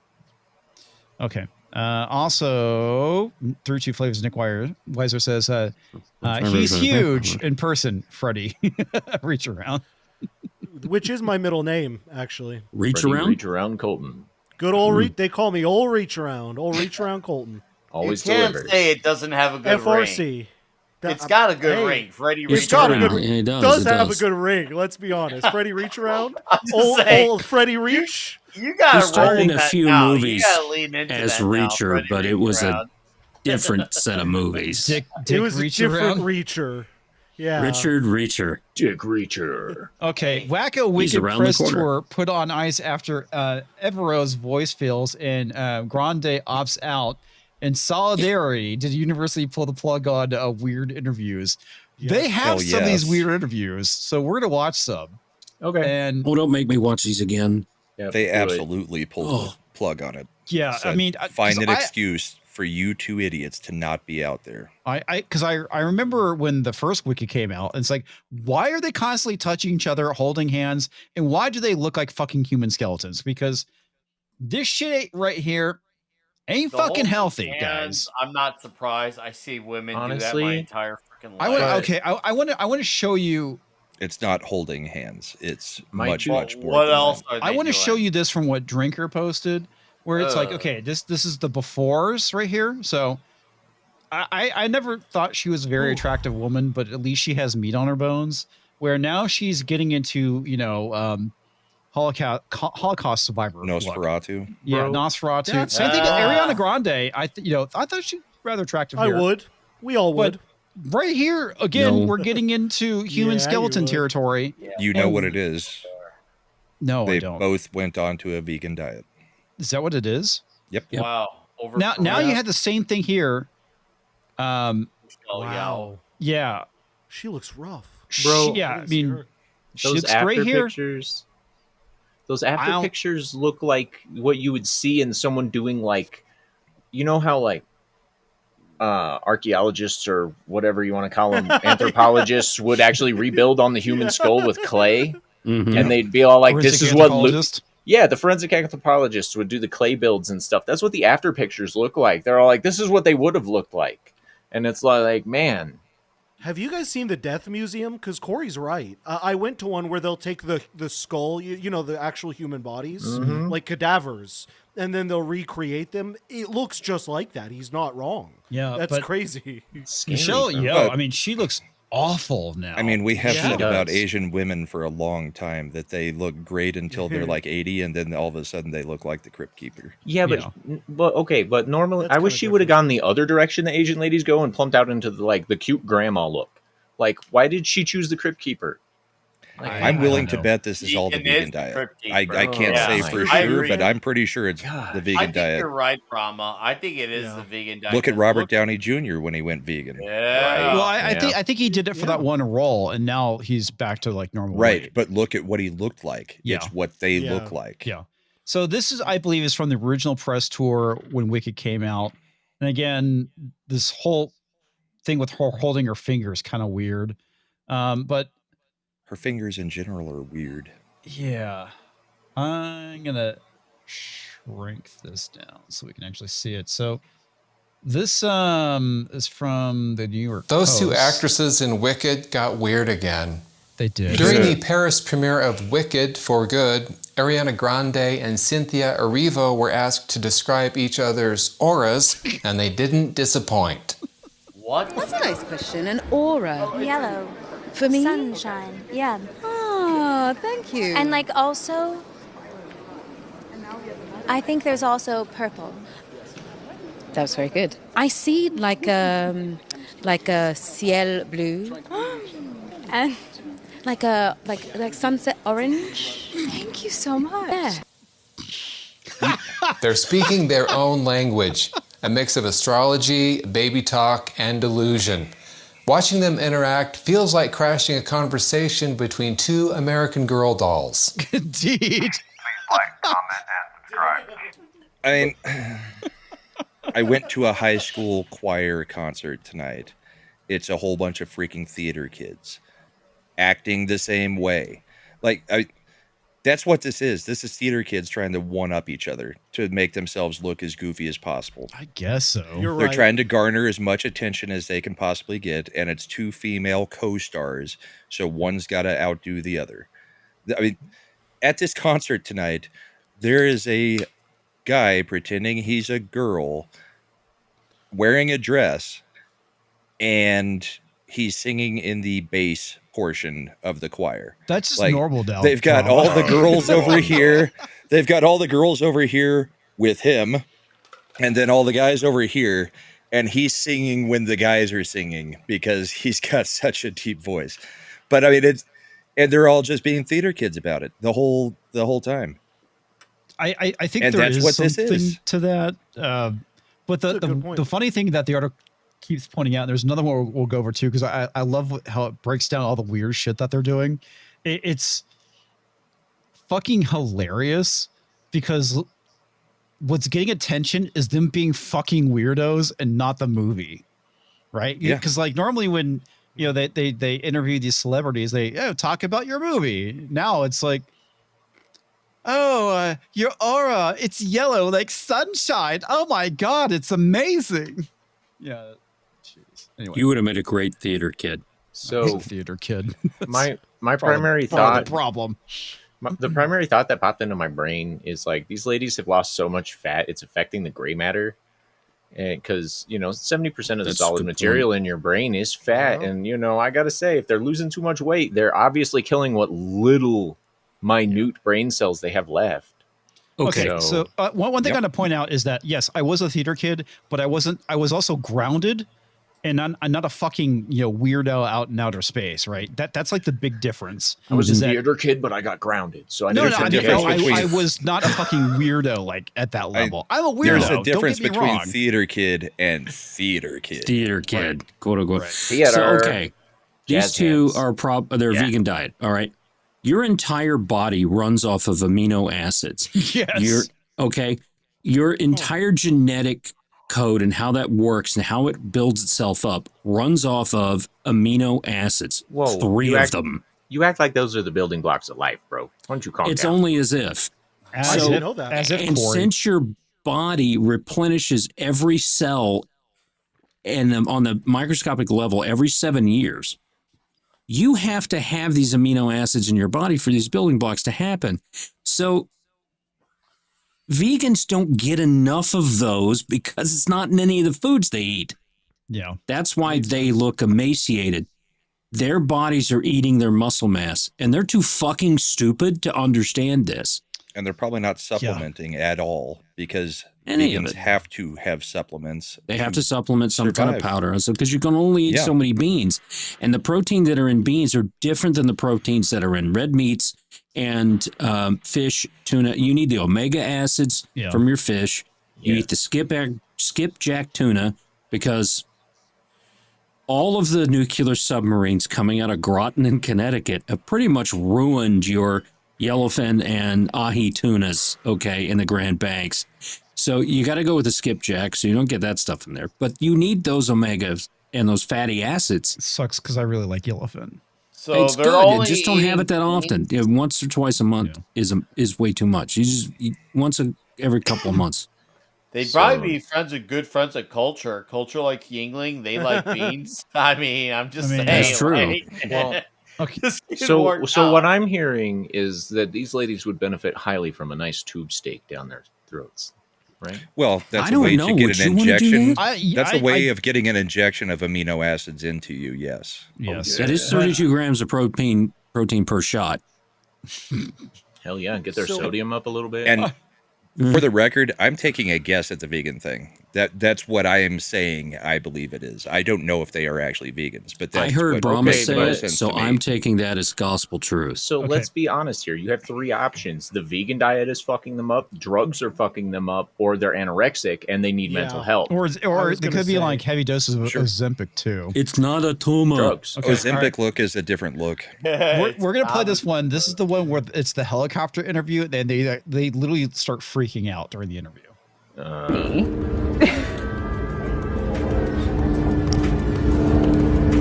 Not the time, helicopter. I mean, that's kind of funny. But it is. Why are you covering your face? I mean,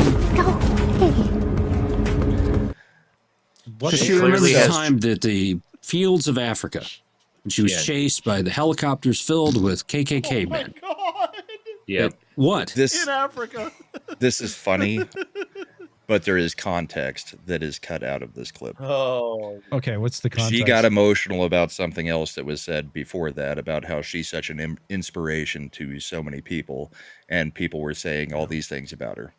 Okay. And she did the usual actress thing, like, "Oh my, I haven't heard that," and tried to pretend she was getting all emotional. Then the helicopter comes in. Did it ruin the moment? And then it makes it.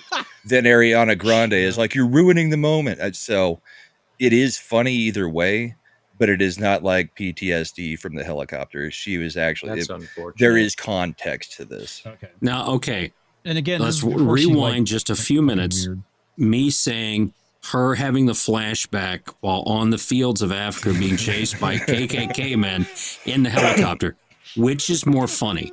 The truth that you said, yours is more funny. Yours is more funny. I'm just trying to make sure that we don't like when things get taken out of context. So I'm providing the context. That's fair. World's over with anyway.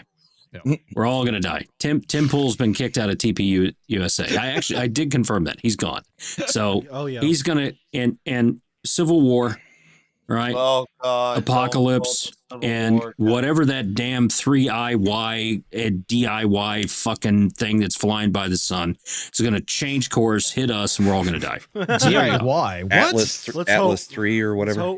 Yeah, the Atlas 3. What the fuck are you talking about? You know that Atlas 3? No, I don't.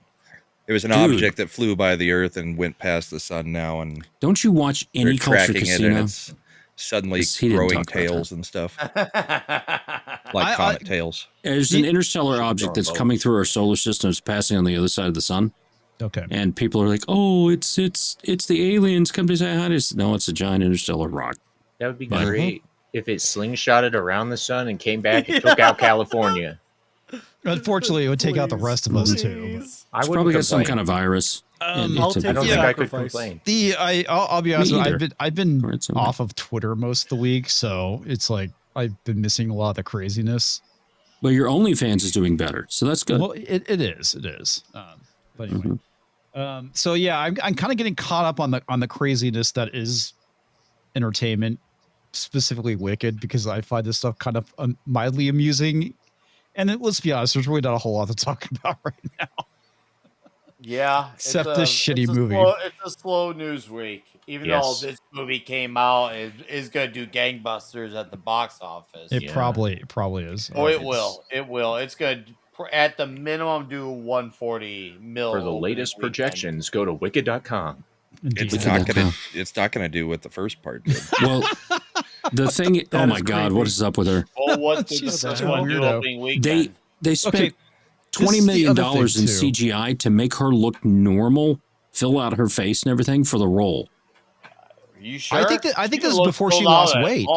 I think they actually filmed that before she lost all that weight. Yeah, the movies were filmed concurrently, and they were somewhat normal then. It was by the press tour that they both, for the last, the first part.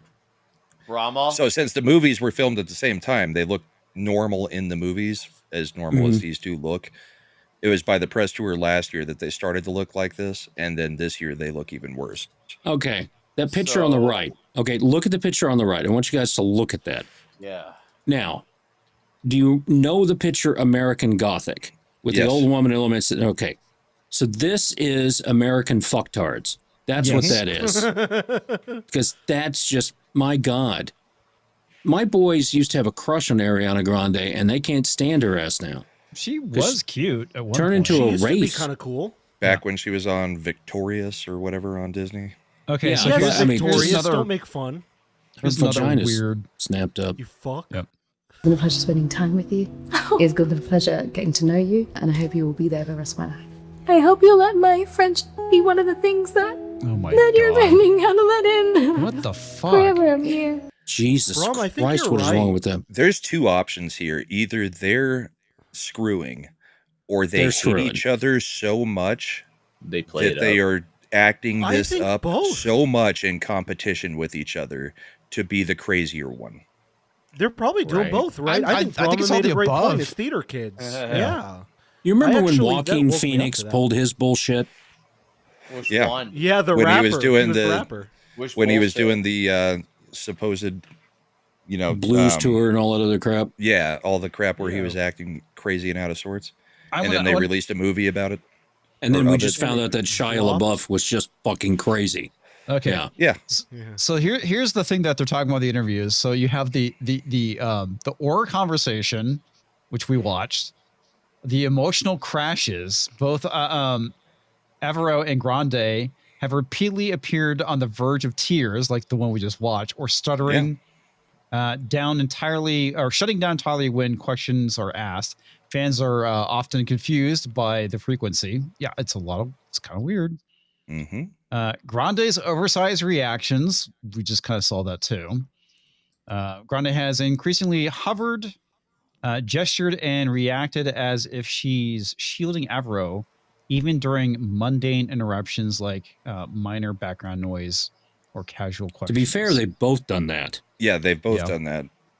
Non-stop touching. Yeah, we've seen that. So there's, I don't know when this interview was taken. I guess it looks like the original Wicked. Even through this press tour, something's bothering her. She's gonna fix something. I know. She's getting the fixing itch that Cynthia Erivo gets. It's not there. Oh, thank you. Yeah, because You know what this is? Pinch me moment for each of you on the set. Was it the day you arrived on the set or some special moment that happened during the filming of this for each of you? What was the biggest pinch me? This is both of them doing their impression of Pedro Pascal doing a president. Yeah, because that with his female co-stars. Yeah, Because this they're kind both of trying like to get in the started around the Fantastic same Four, time, didn't too. it? Yeah. Yeah. Fantastic Four 2.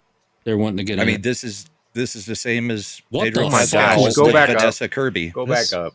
What the that- hell? Look, That was from I the missed original it. Wicked press tour. Yeah, that's last year. I didn't notice Yeah, the hat roughly a year originally ago. because I was so like concerned by Grande grabbing her finger like that, I guess. But like, she looks like a crack Smurf. She is. Hey guys, like Judicon, you need to go back to the very beginning of the stream, dude. We talked about it at the beginning. Yeah, that was the first half hour. Yeah. And we talked about it again briefly when Brahma jumped on. Judicon. Good But to see you, buddy. yeah, we that was like the first topic we were talking about. This is a Do you guys remember? Do you guys remember the drama from the first movie about the movie poster with Cynthia? Yeah. Erivo? Oh, yeah. Oh, God. yeah. Yep. Yeah. Oh, I my was God. thinking Oh, my about God. that. I was thinking about that because there's a certain scene that happens in the sequel that pays homage to that scene. And I thought, oh, I remember that whole poster situation from They a took year away ago. all my humanity because I'm a black woman. It's like, shut up, lady. Yeah. I just thought it was funny because people kept asking her, was her cooch green too? Nah. God damn. It's like, welcome to Well, the was internet, it? lady. Dude. Probably not. Not where it's pink. Goodness gracious. Oh, I love Verbal Riot. I love it. Okay, so they're talking about the whole thing with it getting pulled. Verbal Riot translation. Universal told them to shut the fuck up. Yes. They're talking Or they're docking their checks. Probably. That actually sounds applicable. That I believe bet. that. I do. Well, it's like you were saying earlier, comics. There's nobody talking about the movie because they're too busy talking about their craziness. So people are seeing the movie. Maybe they might be talking about, but they're going to see the movie. But the funny thing is, like, no one's talking about it. They're talking the about press tour is not about the movie; it's about them. No, the press tour is fucking weird. Clearly, bro. The other thing I have to say is the black lady. I can never say her name correctly. Cynthia Ariana Grande. No, the actual That's black a good lady. joke if you get it. I know. Her name is Wakanda Forever. That was a better joke. You beat me. So this lady's known for being a singer, I guess. Both of them. That was a joke. I don't even consider Grande a musician anymore. She's not even on whatever. She's too fucked up, man. The black lady was doing an interview one time, and they're all like, "Oh, what's your favorite vocal warm-ups and stuff?" And I watch a lot of singing videos, and 3 of the vocal coaches I watched jumped on just to tear her apart on her singing advice. Mm-hmm. And they're all like, if you do what this lady says, you will irrevocably damage your vocal cords. Like, do not listen to this lady in any way, shape, or form on how to sing. And my first reaction was like, she sings like shit anyway, so why would I? But like, she's literally out there giving advice on how to wreck your vocal cords if you want to be a singer. So like, like this lady's dumb in a lot of different ways. And then her vocal cords have given way, and they've had to come off the tour. Mm-hmm. Right? She got laryngitis. She got laryngitis. That's a good point. Yeah. I'm just Argenum's saying she's Sclerothor. That's a pretty good one. Yep. Yeah, and I don't know if this is true. I know that this is definitely a rumor going around, but basically that Cynthia Erivo wants to be Storm the MCU. I kind of like makes sense. Fucking give it to her at this point. Go for it, man. Yeah, they should. It'd be something entertaining for us to talk about and make fun of. Yeah. Make Nick Storm. Why not? Mrs. Flu watches a lot of entertainment. So Mrs. Flu watches a lot of entertainment. She watches a lot of past shows and stuff she's been interested in, 90s, 2000s, all the stuff in the films, and everything's out there. And she's been commenting for the last month how little there is out there. Mm-hmm. She consumes a lot. And when Only Murders in the Building ended, that was pretty much what we were watching. And there's nothing else on that we want to watch together. I really wanted to go see Naked Gun, but it just I don't care to go out and do those things anymore. I don't think you're going to come back entertainment this way. There's too many options. So when we're talking and looking at stuff like, why did Stargate so many people watch it? Because the options were just plentiful. I think you had a lot of options back then. Not, I would say, not even close to what you have now.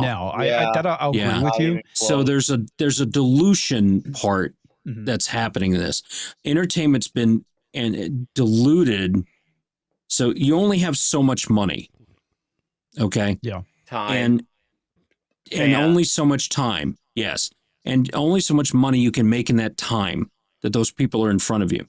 So we've diluted what's out there, so there's less of that happening. So you're not going to be able to get the big budget films, the big budget TV shows out there, though, like whatever they spent for Willow, $17 million per episode. I don't know where they spent it on, because $1.75 will get you that shit. Yeah. But so there's been diluted to the point that it's just not out there. So we also have more independent stuff that we're able to see. Rippaverse is a good example of somebody doing it the right way and taking care of the customers. You only need to sell 2,500 to 3,000 books at X amount to cover everything you're doing and to put out a good product. You don't need 500,000 people to buy your 25-cent comic in order for you to be successful. I think Tox, you're hitting on something great because you could connect it to whether it's the smaller project. It's not just something that could be about cuts. You could make it about music, like what Corey's doing, and some other people are Exactly. That's where I was going. I guess I'll build up from it. With these smaller successes, even though there'll be small successes, and I think there'll be more of those small successes.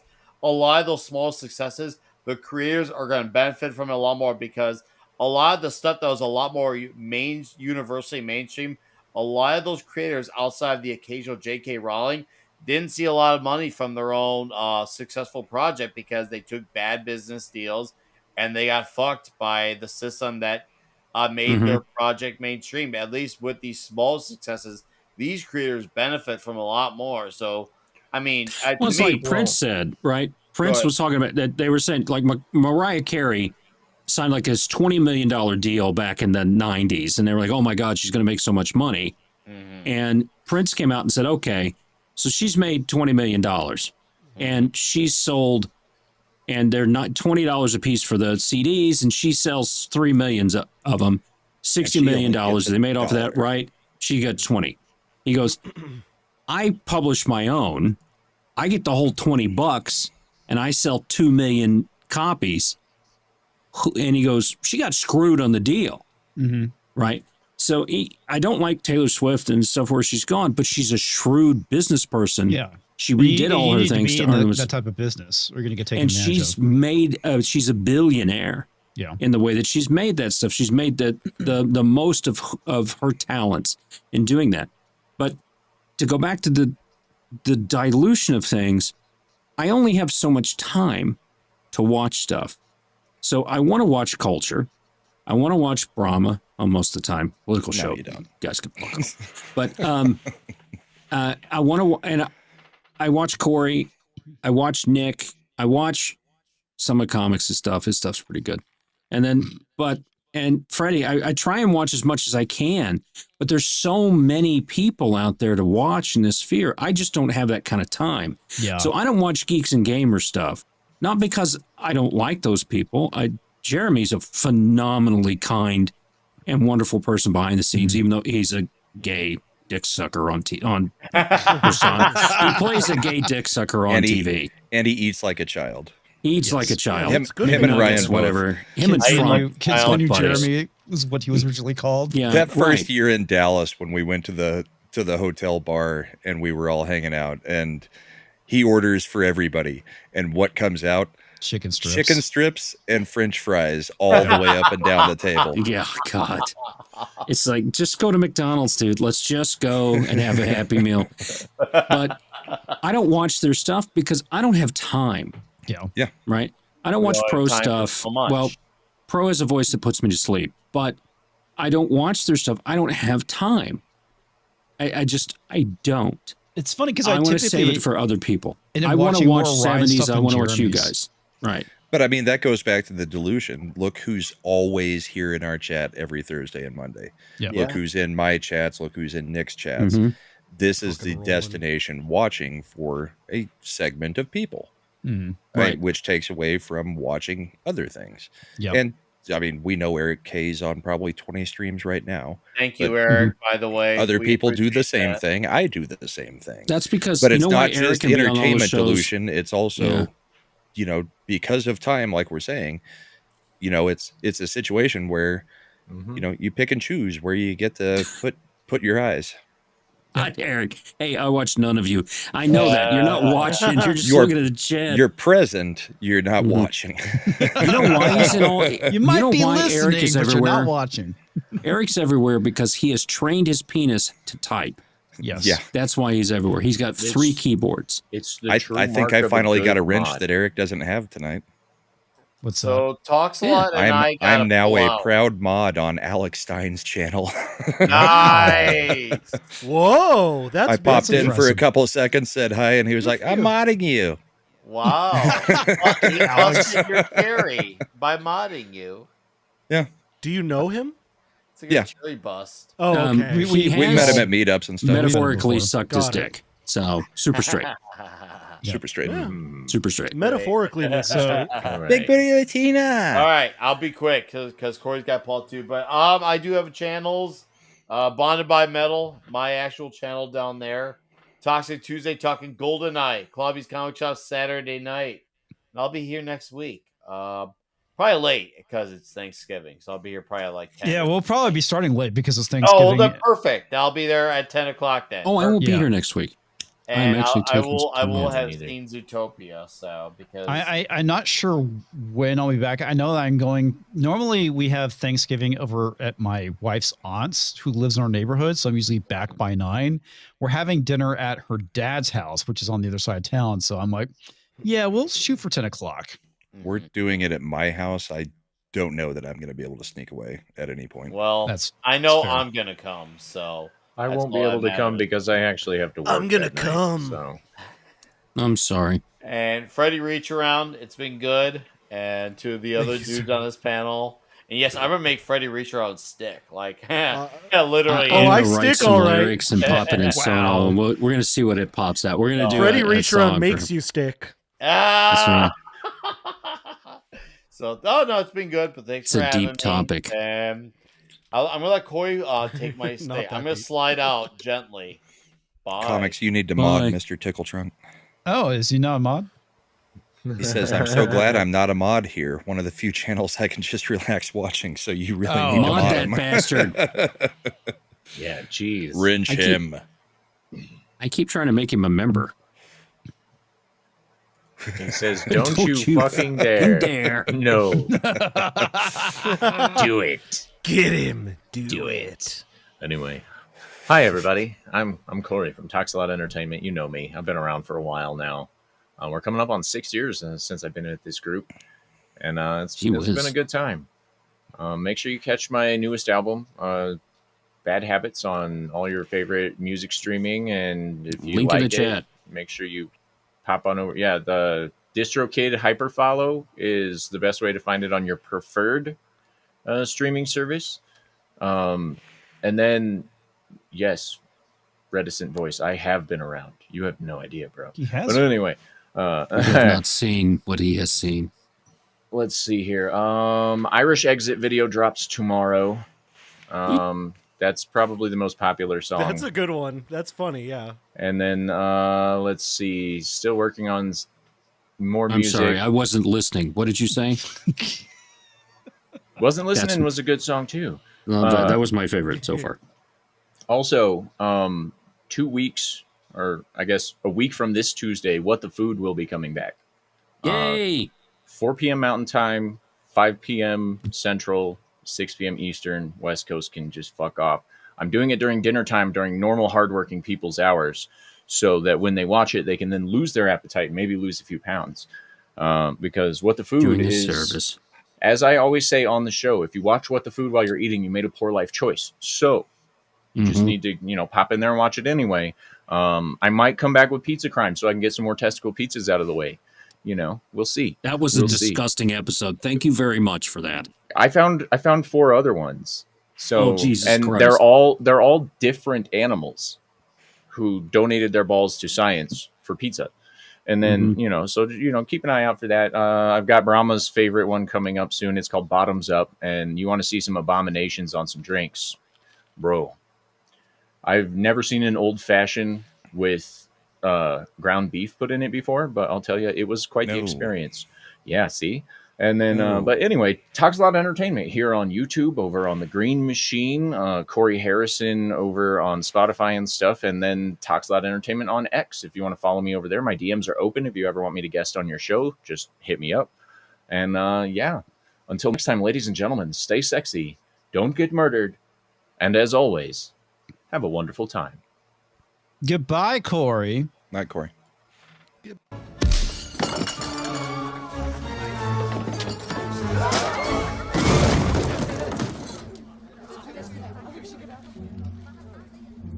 You left to go have gay sex with Nick Weiser. True. All of that makes sense. Yep. Nick's going to try to screw his chin dimple. Oh my god! Make Like sweet an ass love job. to my chin dimple. Just when you like. Freddie, to me, Freddie, you're 12 perpetually, and the fact that you know what an ass job is just very, very wrong to me in every way. And there's a possum running around in your fucking house. What is wrong with you? Get the thing out. You should probably check it. Make sure it hasn't shredded anything. I did. No, he's a baby. Yeah, I got him out. I left the door open. I didn't want to hurt him. I was just worried I get that. I didn't say punt him out. I said get him I know. Was it actually a possum? Yeah, it was he a came real through the possum window. in his house. Oh, you missed the possum. Yeah, it was running around his office. Yeah, it crawled through the window to eat the cat food in here, and then I ran it out. So, have you guys ever seen that video? It's an old internet video where there's like 40 possums lined up against a fence, and the lady just turns around and screams at them, and they all play dead at the exact same time. No, I haven't seen that. No, it's one of those. One did not. Like it on Twitter, like that internet faves where it's like historical, videos from YouTube, like old ones that went viral. It's one of those. It's pretty funny. It's funny because I have the cameras at the ranch, and when I had the DVR working, I need to replace the hard drive in it. There's times like the shit the raccoons would do when I'd catch them on camera is fucking hilarious. And it's like raccoons are crazy. Yeah, they are. Mostly because of the rabies. Yeah, well, there's that too. But at the time, we had the barn cats out there, and I was feeding them, and eventually got to the point where the barn cats took off because the raccoons were eating all their food. Yeah. But it's like, you sons of bitches. Anyway, but yeah, there was times where it's like they would just like climb on stuff, hang upside down. They were just like doing like really weird shit. It's like raccoons are. I mean, yeah, you're right. They're crazy. They're fucking crazy. Anyway, Tickle Trunk's trying to be a mod by trying to link a video to the possum video, but he's not a mod, so he can't actually. So link he can't do it. Oh, Tickle Trunk.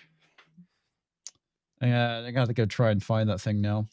It's such a crazy screen name. Tickle Trunk just kills me every time. Yeah, it's pretty funny. All right. Well, it is after 11 and I'm fucking dog tired. So we are going to call it here. I did want to talk about Running Man and the numbers. We'll probably end up talking about it on Monday when we have the see how bad the weekend drop is going to be. Oh, oof. I liked it, by the way. I saw it. It was fun. I'm sad it didn't do well. I think it was good. You also Now You See Me Now You Don't, didn't you? You know what? I didn't finish that one. I went to a specific movie theater that you could pause in the middle. And so I paused partway through and I have not finished yet. So when I go back to the movie theater, I'll let you know. But I saw parts I told you. You did tell me you were in agreement with me that they kind of stepped away from being Did you take your full-blown magic. Yeah, did you take your Dramamine before you went to that theater? I don't know what Dramamine does. Being seasick or something? It's for seasickness. Oh, seasickness. Yeah. Yes, I did. Yes. Yeah. Absolutely, I did. Yeah, it was on international waters. That's where the theater's located. But yeah, good way of putting it. All right, so I'm sorry. Go ahead. I was just gonna say, with just my quick review. Now You See Me. They still are wizards, but there's a lot more realism. That's it. And Running Man was fun. All right, Sabertooth Raptor. This is his latest ship that he's done. That's pretty cool, dude. I like that. I really like those wings. The front of it. That's fucking badass. I like that design. You would. Nice. Looks you mean like cockpit? Yeah. Is that what you say you like comics? Well, considering that's not in the cockpit, it's the front of the ship with the canopy. Pretty much right there. Are you into that kind of stuff, comics? I didn't think so. You guys are killing me. You did drink the gay wine. Semi-straight comics. You need to get onto the super level. I mean, yeah, the cockpit's there, but that's not what I'm talking about, you ass. Look at this. Oh my God, that's funny. Oh my God, the cockpit. It's one of the Wayans brothers. Oh my God, it is. Wow. Wow, indeed. Oh God. That's actually really fucking good that's for pretty AI. accurate to life. Yeah, it is. It kind of is. I mean, it's gorgeous. Yeah, looks real. They're in Wakanda. Well, no, I think they're doing the American Gothic thing. Yeah. Yes, yes. Because Tox mentioned it. Yep. There are 3 choices of starter Pokemon in Appalachia. Skunk, possum, raccoon. Yep. Raccoon. I think I'd take the possum because I'd take the raccoon. The raccoons are more docile. Possums can get pretty pissed off depending on the age, Can and you they? do not want to fuck with a skunk. Well, you definitely don't want to fuck with the skunk. I Or thought But if the raccoons can get pretty nasty. Yeah, they can. But if it's They're your tougher. Pokemon, I mean, you're wanting the one that is going to be the best battler. The possum's just going to flip over and pretend it's dead. Oh, The fair skunk's enough. going to spray. The raccoon's probably going to, Fuck go you all up if out. you push it. Yeah. Yep. Yeah. All right. Mm. Okay. If we're talking like actual Pokemon, yes, I'd pick the raccoon. Me too. I'll take the skunk. So in the middle of the Civil War, someone was like, Freddy's what this going for a country poison needs pill. a delicious steak sauce, because it says A1 since 1862, made in the U.S. Yeah, Yeah. I didn't it's realize exactly what happened. They didn't know what to do with Well, this yeah, stuff. when you go and picnic by the battlefield, I mean, do you want to? That's You true. want a good steak sauce? I mean, come on. That's a steak's good what's built joke, this by the country. way. Indeed. Yeah. When she says you can finish anywhere, my just God. hurry up. Oh my. Yeah, those are nice cookies. Kids try that. It's fiction. People get better. I don't know what the fuck that is. I'm old. Is that me? That looked like Riker. That's Riker. That's what's his It's name? Riker. It's Remember fiction. He did that Oh, show. yeah. It's fiction. Yeah, Oh yeah. I stopped watching this For shit. Good. I thought the movie was called For Good because that's how long it felt. 2. For Good. I thought the movie was called For Good because that's how long it felt. Forever. And yet somehow not long enough to explain why anyone breaks into song of 2. For Good. I thought the movie When was Ebert still That's had fun. a jaw. Yep, Oh, he's dead now. man. That's fun. Sorry, hold That's sad. Both of them dead. on. Believe Yeah, so. they're both dead now. Yeah. But one of them had mouth cancer and had to have his jaw removed. Oh, Up on the range. Still did the show for a while without a lower jaw. Mhm. How the That fuck did was It's sad. Basically a voice box like Hawking, Mhm. that kind of thing. I was wondering if they did like an implant or something for his jaw, but Bro, it's Up on the range to a splash over your morning oats, there's a new milk with muscle. Brahma Bull's Bull's Milk, crafted from the hearty Brahman breed, rich, creamy, brimming with natural protein and calcium to get up on the range that's to a exactly splash what over your those two morning need. A whole lot of Brahma Bull's milk. And 32 amino acids. That's right. Why? It has pincers. Why does it have pincers? To grab onto you? And so Lois Lane was harshly reminded that Superman was, after all, I an love that. extraterrestrial. That's good. Yeah. Ah, yes, the barbed dick. Mhm. Older siblings creating trust issues since forever. Oh, yeah. Uh-huh. Yeah, I've seen that. I Some got hit people with that have as guardian angels. I have a raccoon with a crowbar whispering, let's make it worse. kid. Hell yeah. Very true. that's kind of how I Or feel Rocket. sometimes. Wanted turtle kicker. Oh, I like that. It's Mario. That's great. And thus the Teenage Mutant Ninja Turtles were born. I love that. and there you go. Great lore. Parents should ask babies for consent before changing their diapers, experts say. Oh, yes, of course. Is this real? was- Tell me that's real. Unfortunately, that is real, and unfortunately, this is about the third go around of this because it's been out there since about 2020. Yeah. I mean, I have nieces and nephews, and I know that's just stupid. If somebody Like, does that as a non-parent, parent, we should be legally allowed to bitch slap take them. the kid. We Yeah. should take the kid. I'm adopted, and I'll be the one to say it. Take the kid and put them up for adoption if that's the case. That's not Mhm. okay. I'm not saying you're the dumbest person in the world, but you better hope the dumbest person doesn't die. I can absolutely see Kennedy saying that. So I like that one. Dude, he's a savage. Yeah. Yeah. Kennedy plays the dumbest person on the planet and just rips everybody. Whatever. And he's like retard. Whatever he's retard. a well-trained lawyer too, so he's very good Yeah. with rhetoric. He is. He plays the dummy, but very well. He's like that chicken lawyer on yeah, Family Futurama. Guy. Futurama. Futurama. No, yeah, you're right. It is Family Guy. Family Guy with the chicken lawyer. It's Futurama. It's Futurama. Futurama. Is the you're chicken right. lawyer. Family Guy had the chicken that he fought. Yeah, Yeah. that's right. Yeah. I like when he lays an egg in court. Yeah. $9 million for that Superman. God. And imagine when you guys were young, you could have gotten a couple of copies of it. Yes. not me. My dad. Yes, you. You're all old. What age were you when you first realized Barney Rubble was Captain Caveman? It was in my mid-20s. I'm for real into that conspiracy theory. It's the truth. I honestly never made that reuse connection. cells all the time.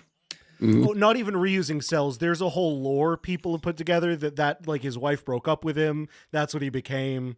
It's nerd shit. Started growing out his hair. Or it's the same people that dress up as furries and yeah. This is the first time I've been exposed to the Barney Rubble Captain Caveman conspiracy. So makes sense. It's the same cell for sure. Well, yeah. it's kind of like the same cells used in Robin Hood and Jungle Book.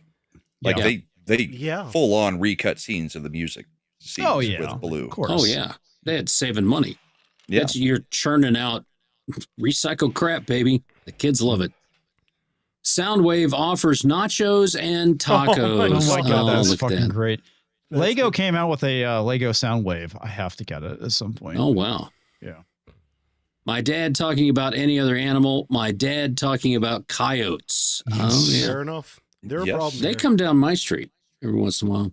Yeah, they come down our streets in South Carolina. Like they're a bad issue. They tore out my parents' dog's throat. Oh my god, it's me. That is a wine bottle holder. It's reach around approved. It's me giving the reach around to the bottle. No, it's that fucking dude. It's the black dude sitting on the corner, and you put the wine bottle in cork first, so that it looks like his dick is coming towards you. But if you turn it around, it's actually a picture of him. Not saying that I've owned one of these, but I've owned one of these. But he's looking at it now. That's fucking funny. I don't know what. Oh, wait a minute. You're saying the whole movie is just two women throwing down over some shoes? Think about it. Wicked Witch wants the sparkly heels. Glinda drops them on a kid from Kansas, and boom, war breaks out in Munchkin Land. That's not a fairy tale. That's a mall at Christmas. Exactly. All's flying. Okay, that's funny. Do you guys know the movie that's based on though? Where one check is out our blind, new Wicked one is Taco deaf? with extra salsa verde, now available at Taco Bell. Get a Wicked Taco and see Wicked for Good in theaters now. Yummy. I would check try out that. our new Wicked I'm just Taco trying to figure with out why extra Gene salsa Wilder was verde, also now speaking available jive. at Taco Bell. Get a Wicked Taco and see. You know the scary thing about it, I can actually see that being a thing. It is a I thing. would eat that. It is a That's thing. real. That is a real thing. Yes, that is at The Taco Culture Bell Casino right now. inserts were bells. Yeah. Yeah. Wow. And it probably turns You your want to see crap me get my weird ticket colors. to Wicked? Hold on.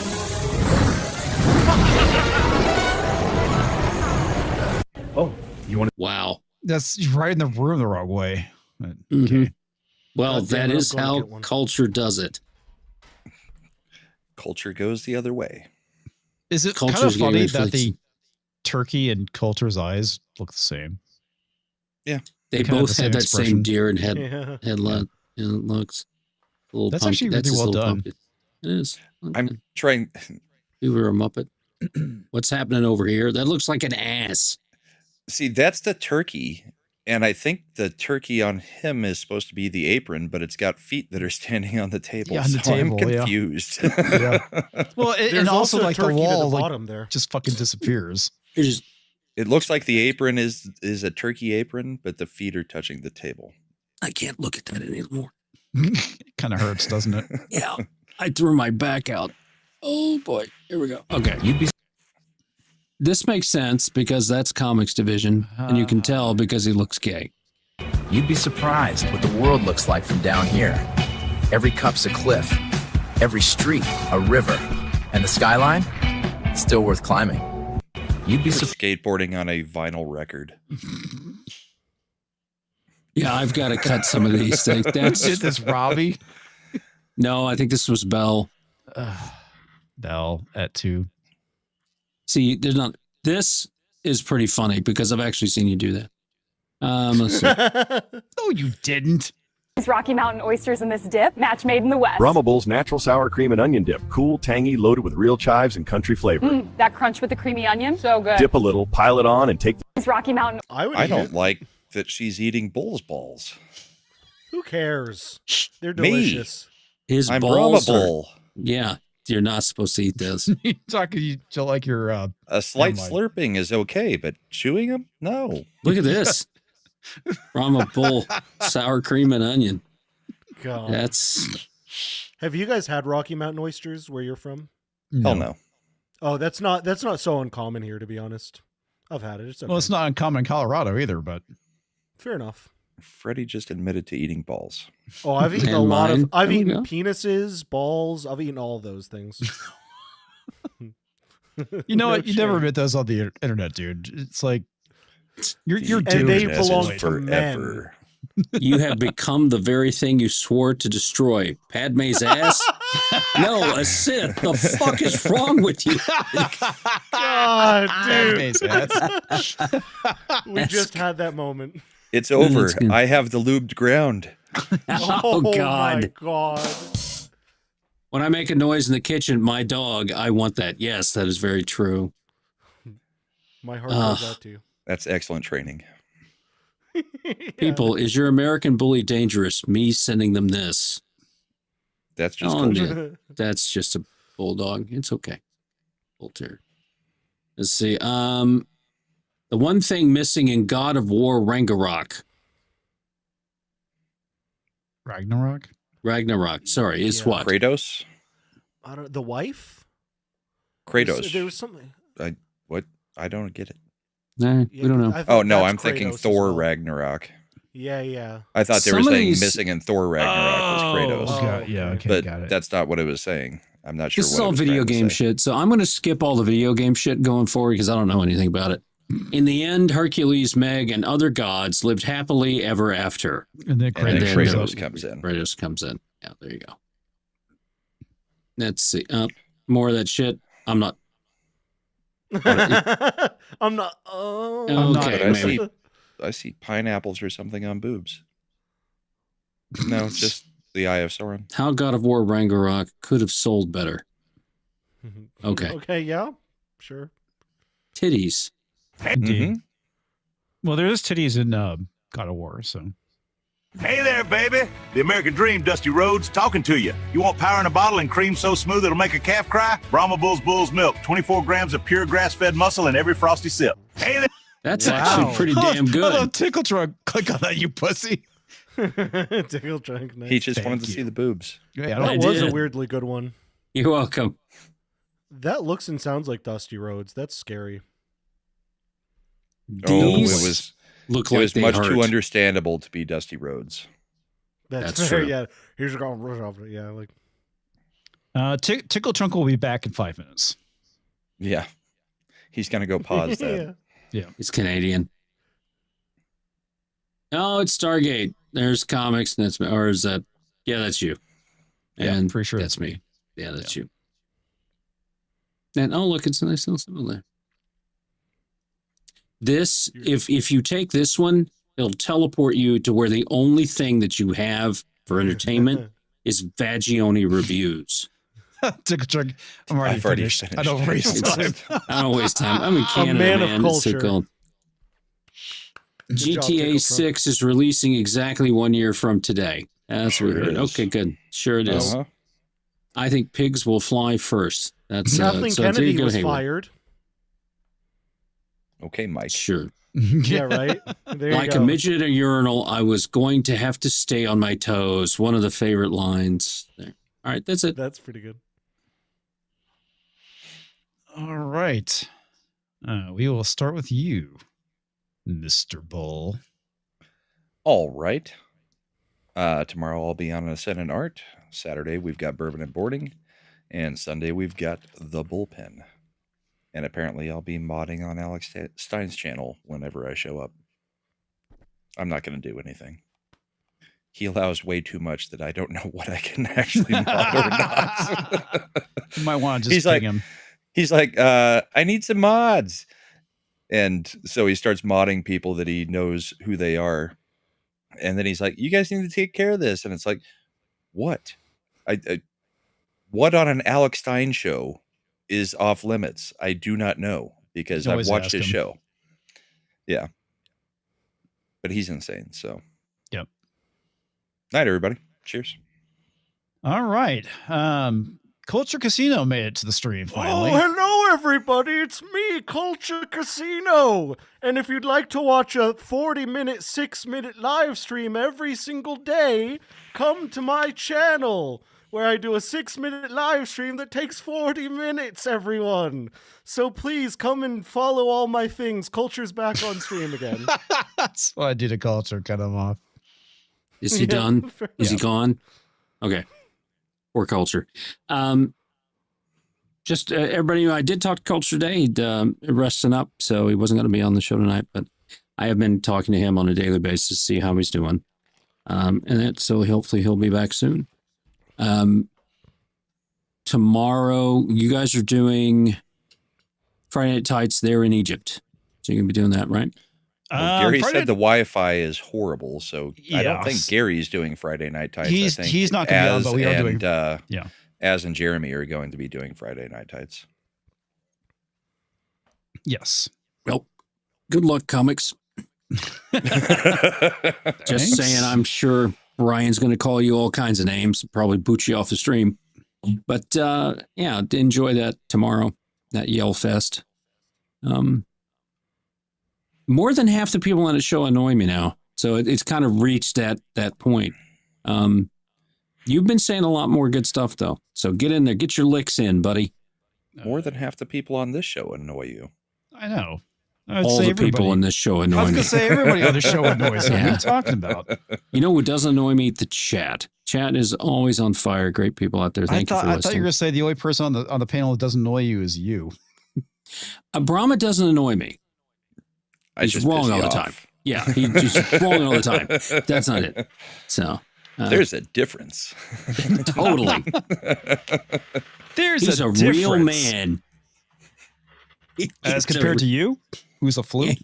He pisses me off like a real man, like a straight man, like a super straight man.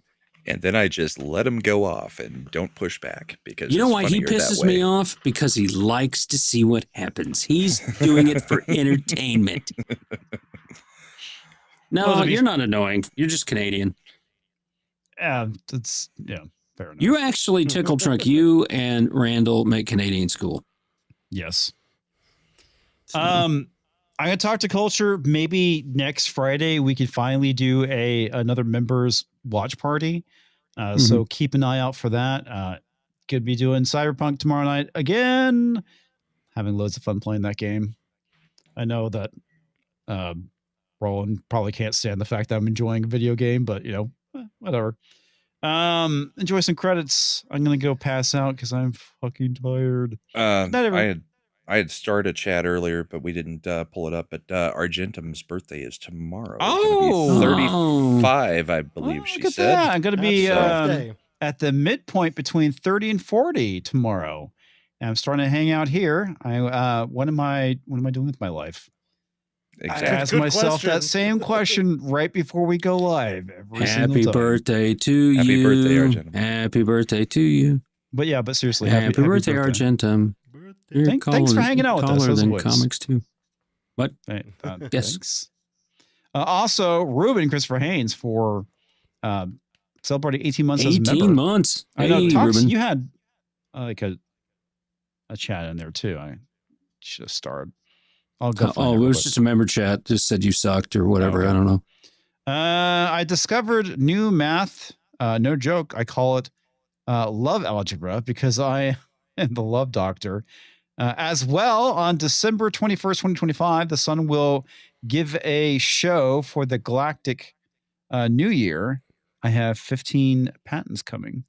All right. Awesome, dude. Nice. Kind of curious as to what is going on that date. But, yeah. Thank you, everyone, for hanging out tonight. A lot of fun as always, and enjoy some credits. Catch you later. Bye.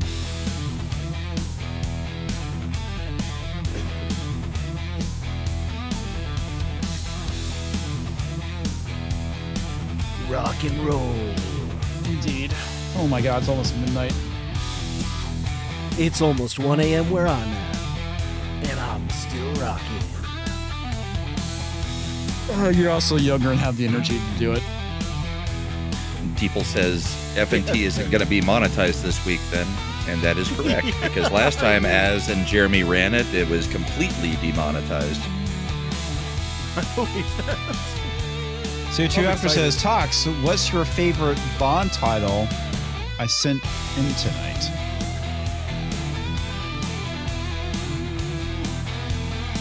Let me find...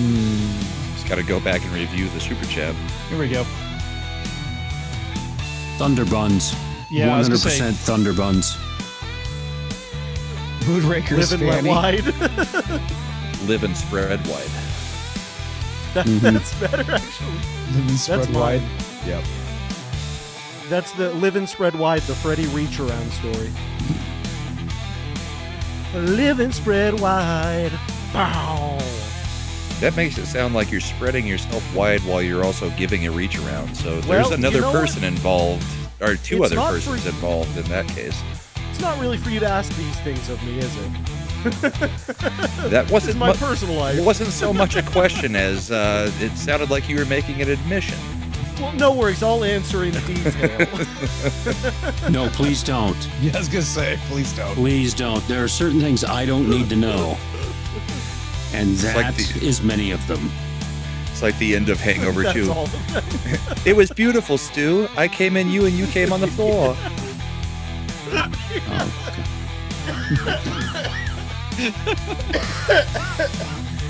Never get tricked by a ladyboy.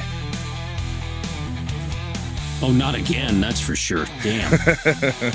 Was that Hangover 2? Yeah, it's the after credits of Hangover 2.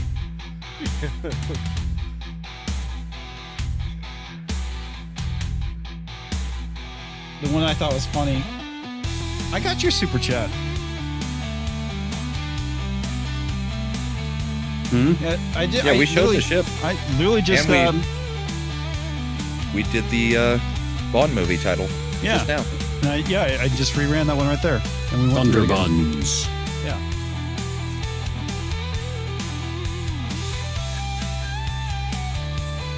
Well, I'll fool you, Mr. Tickle Trunk. Next time. Now mod him. Mod him. Mod him quickly. Mod that motherfucker. Mod that asshole. Mod him. Not a chance. Good night, I'm never modding him. I actually like him. Night. Goodbye. Fool me twice, I might be gay. That's funny.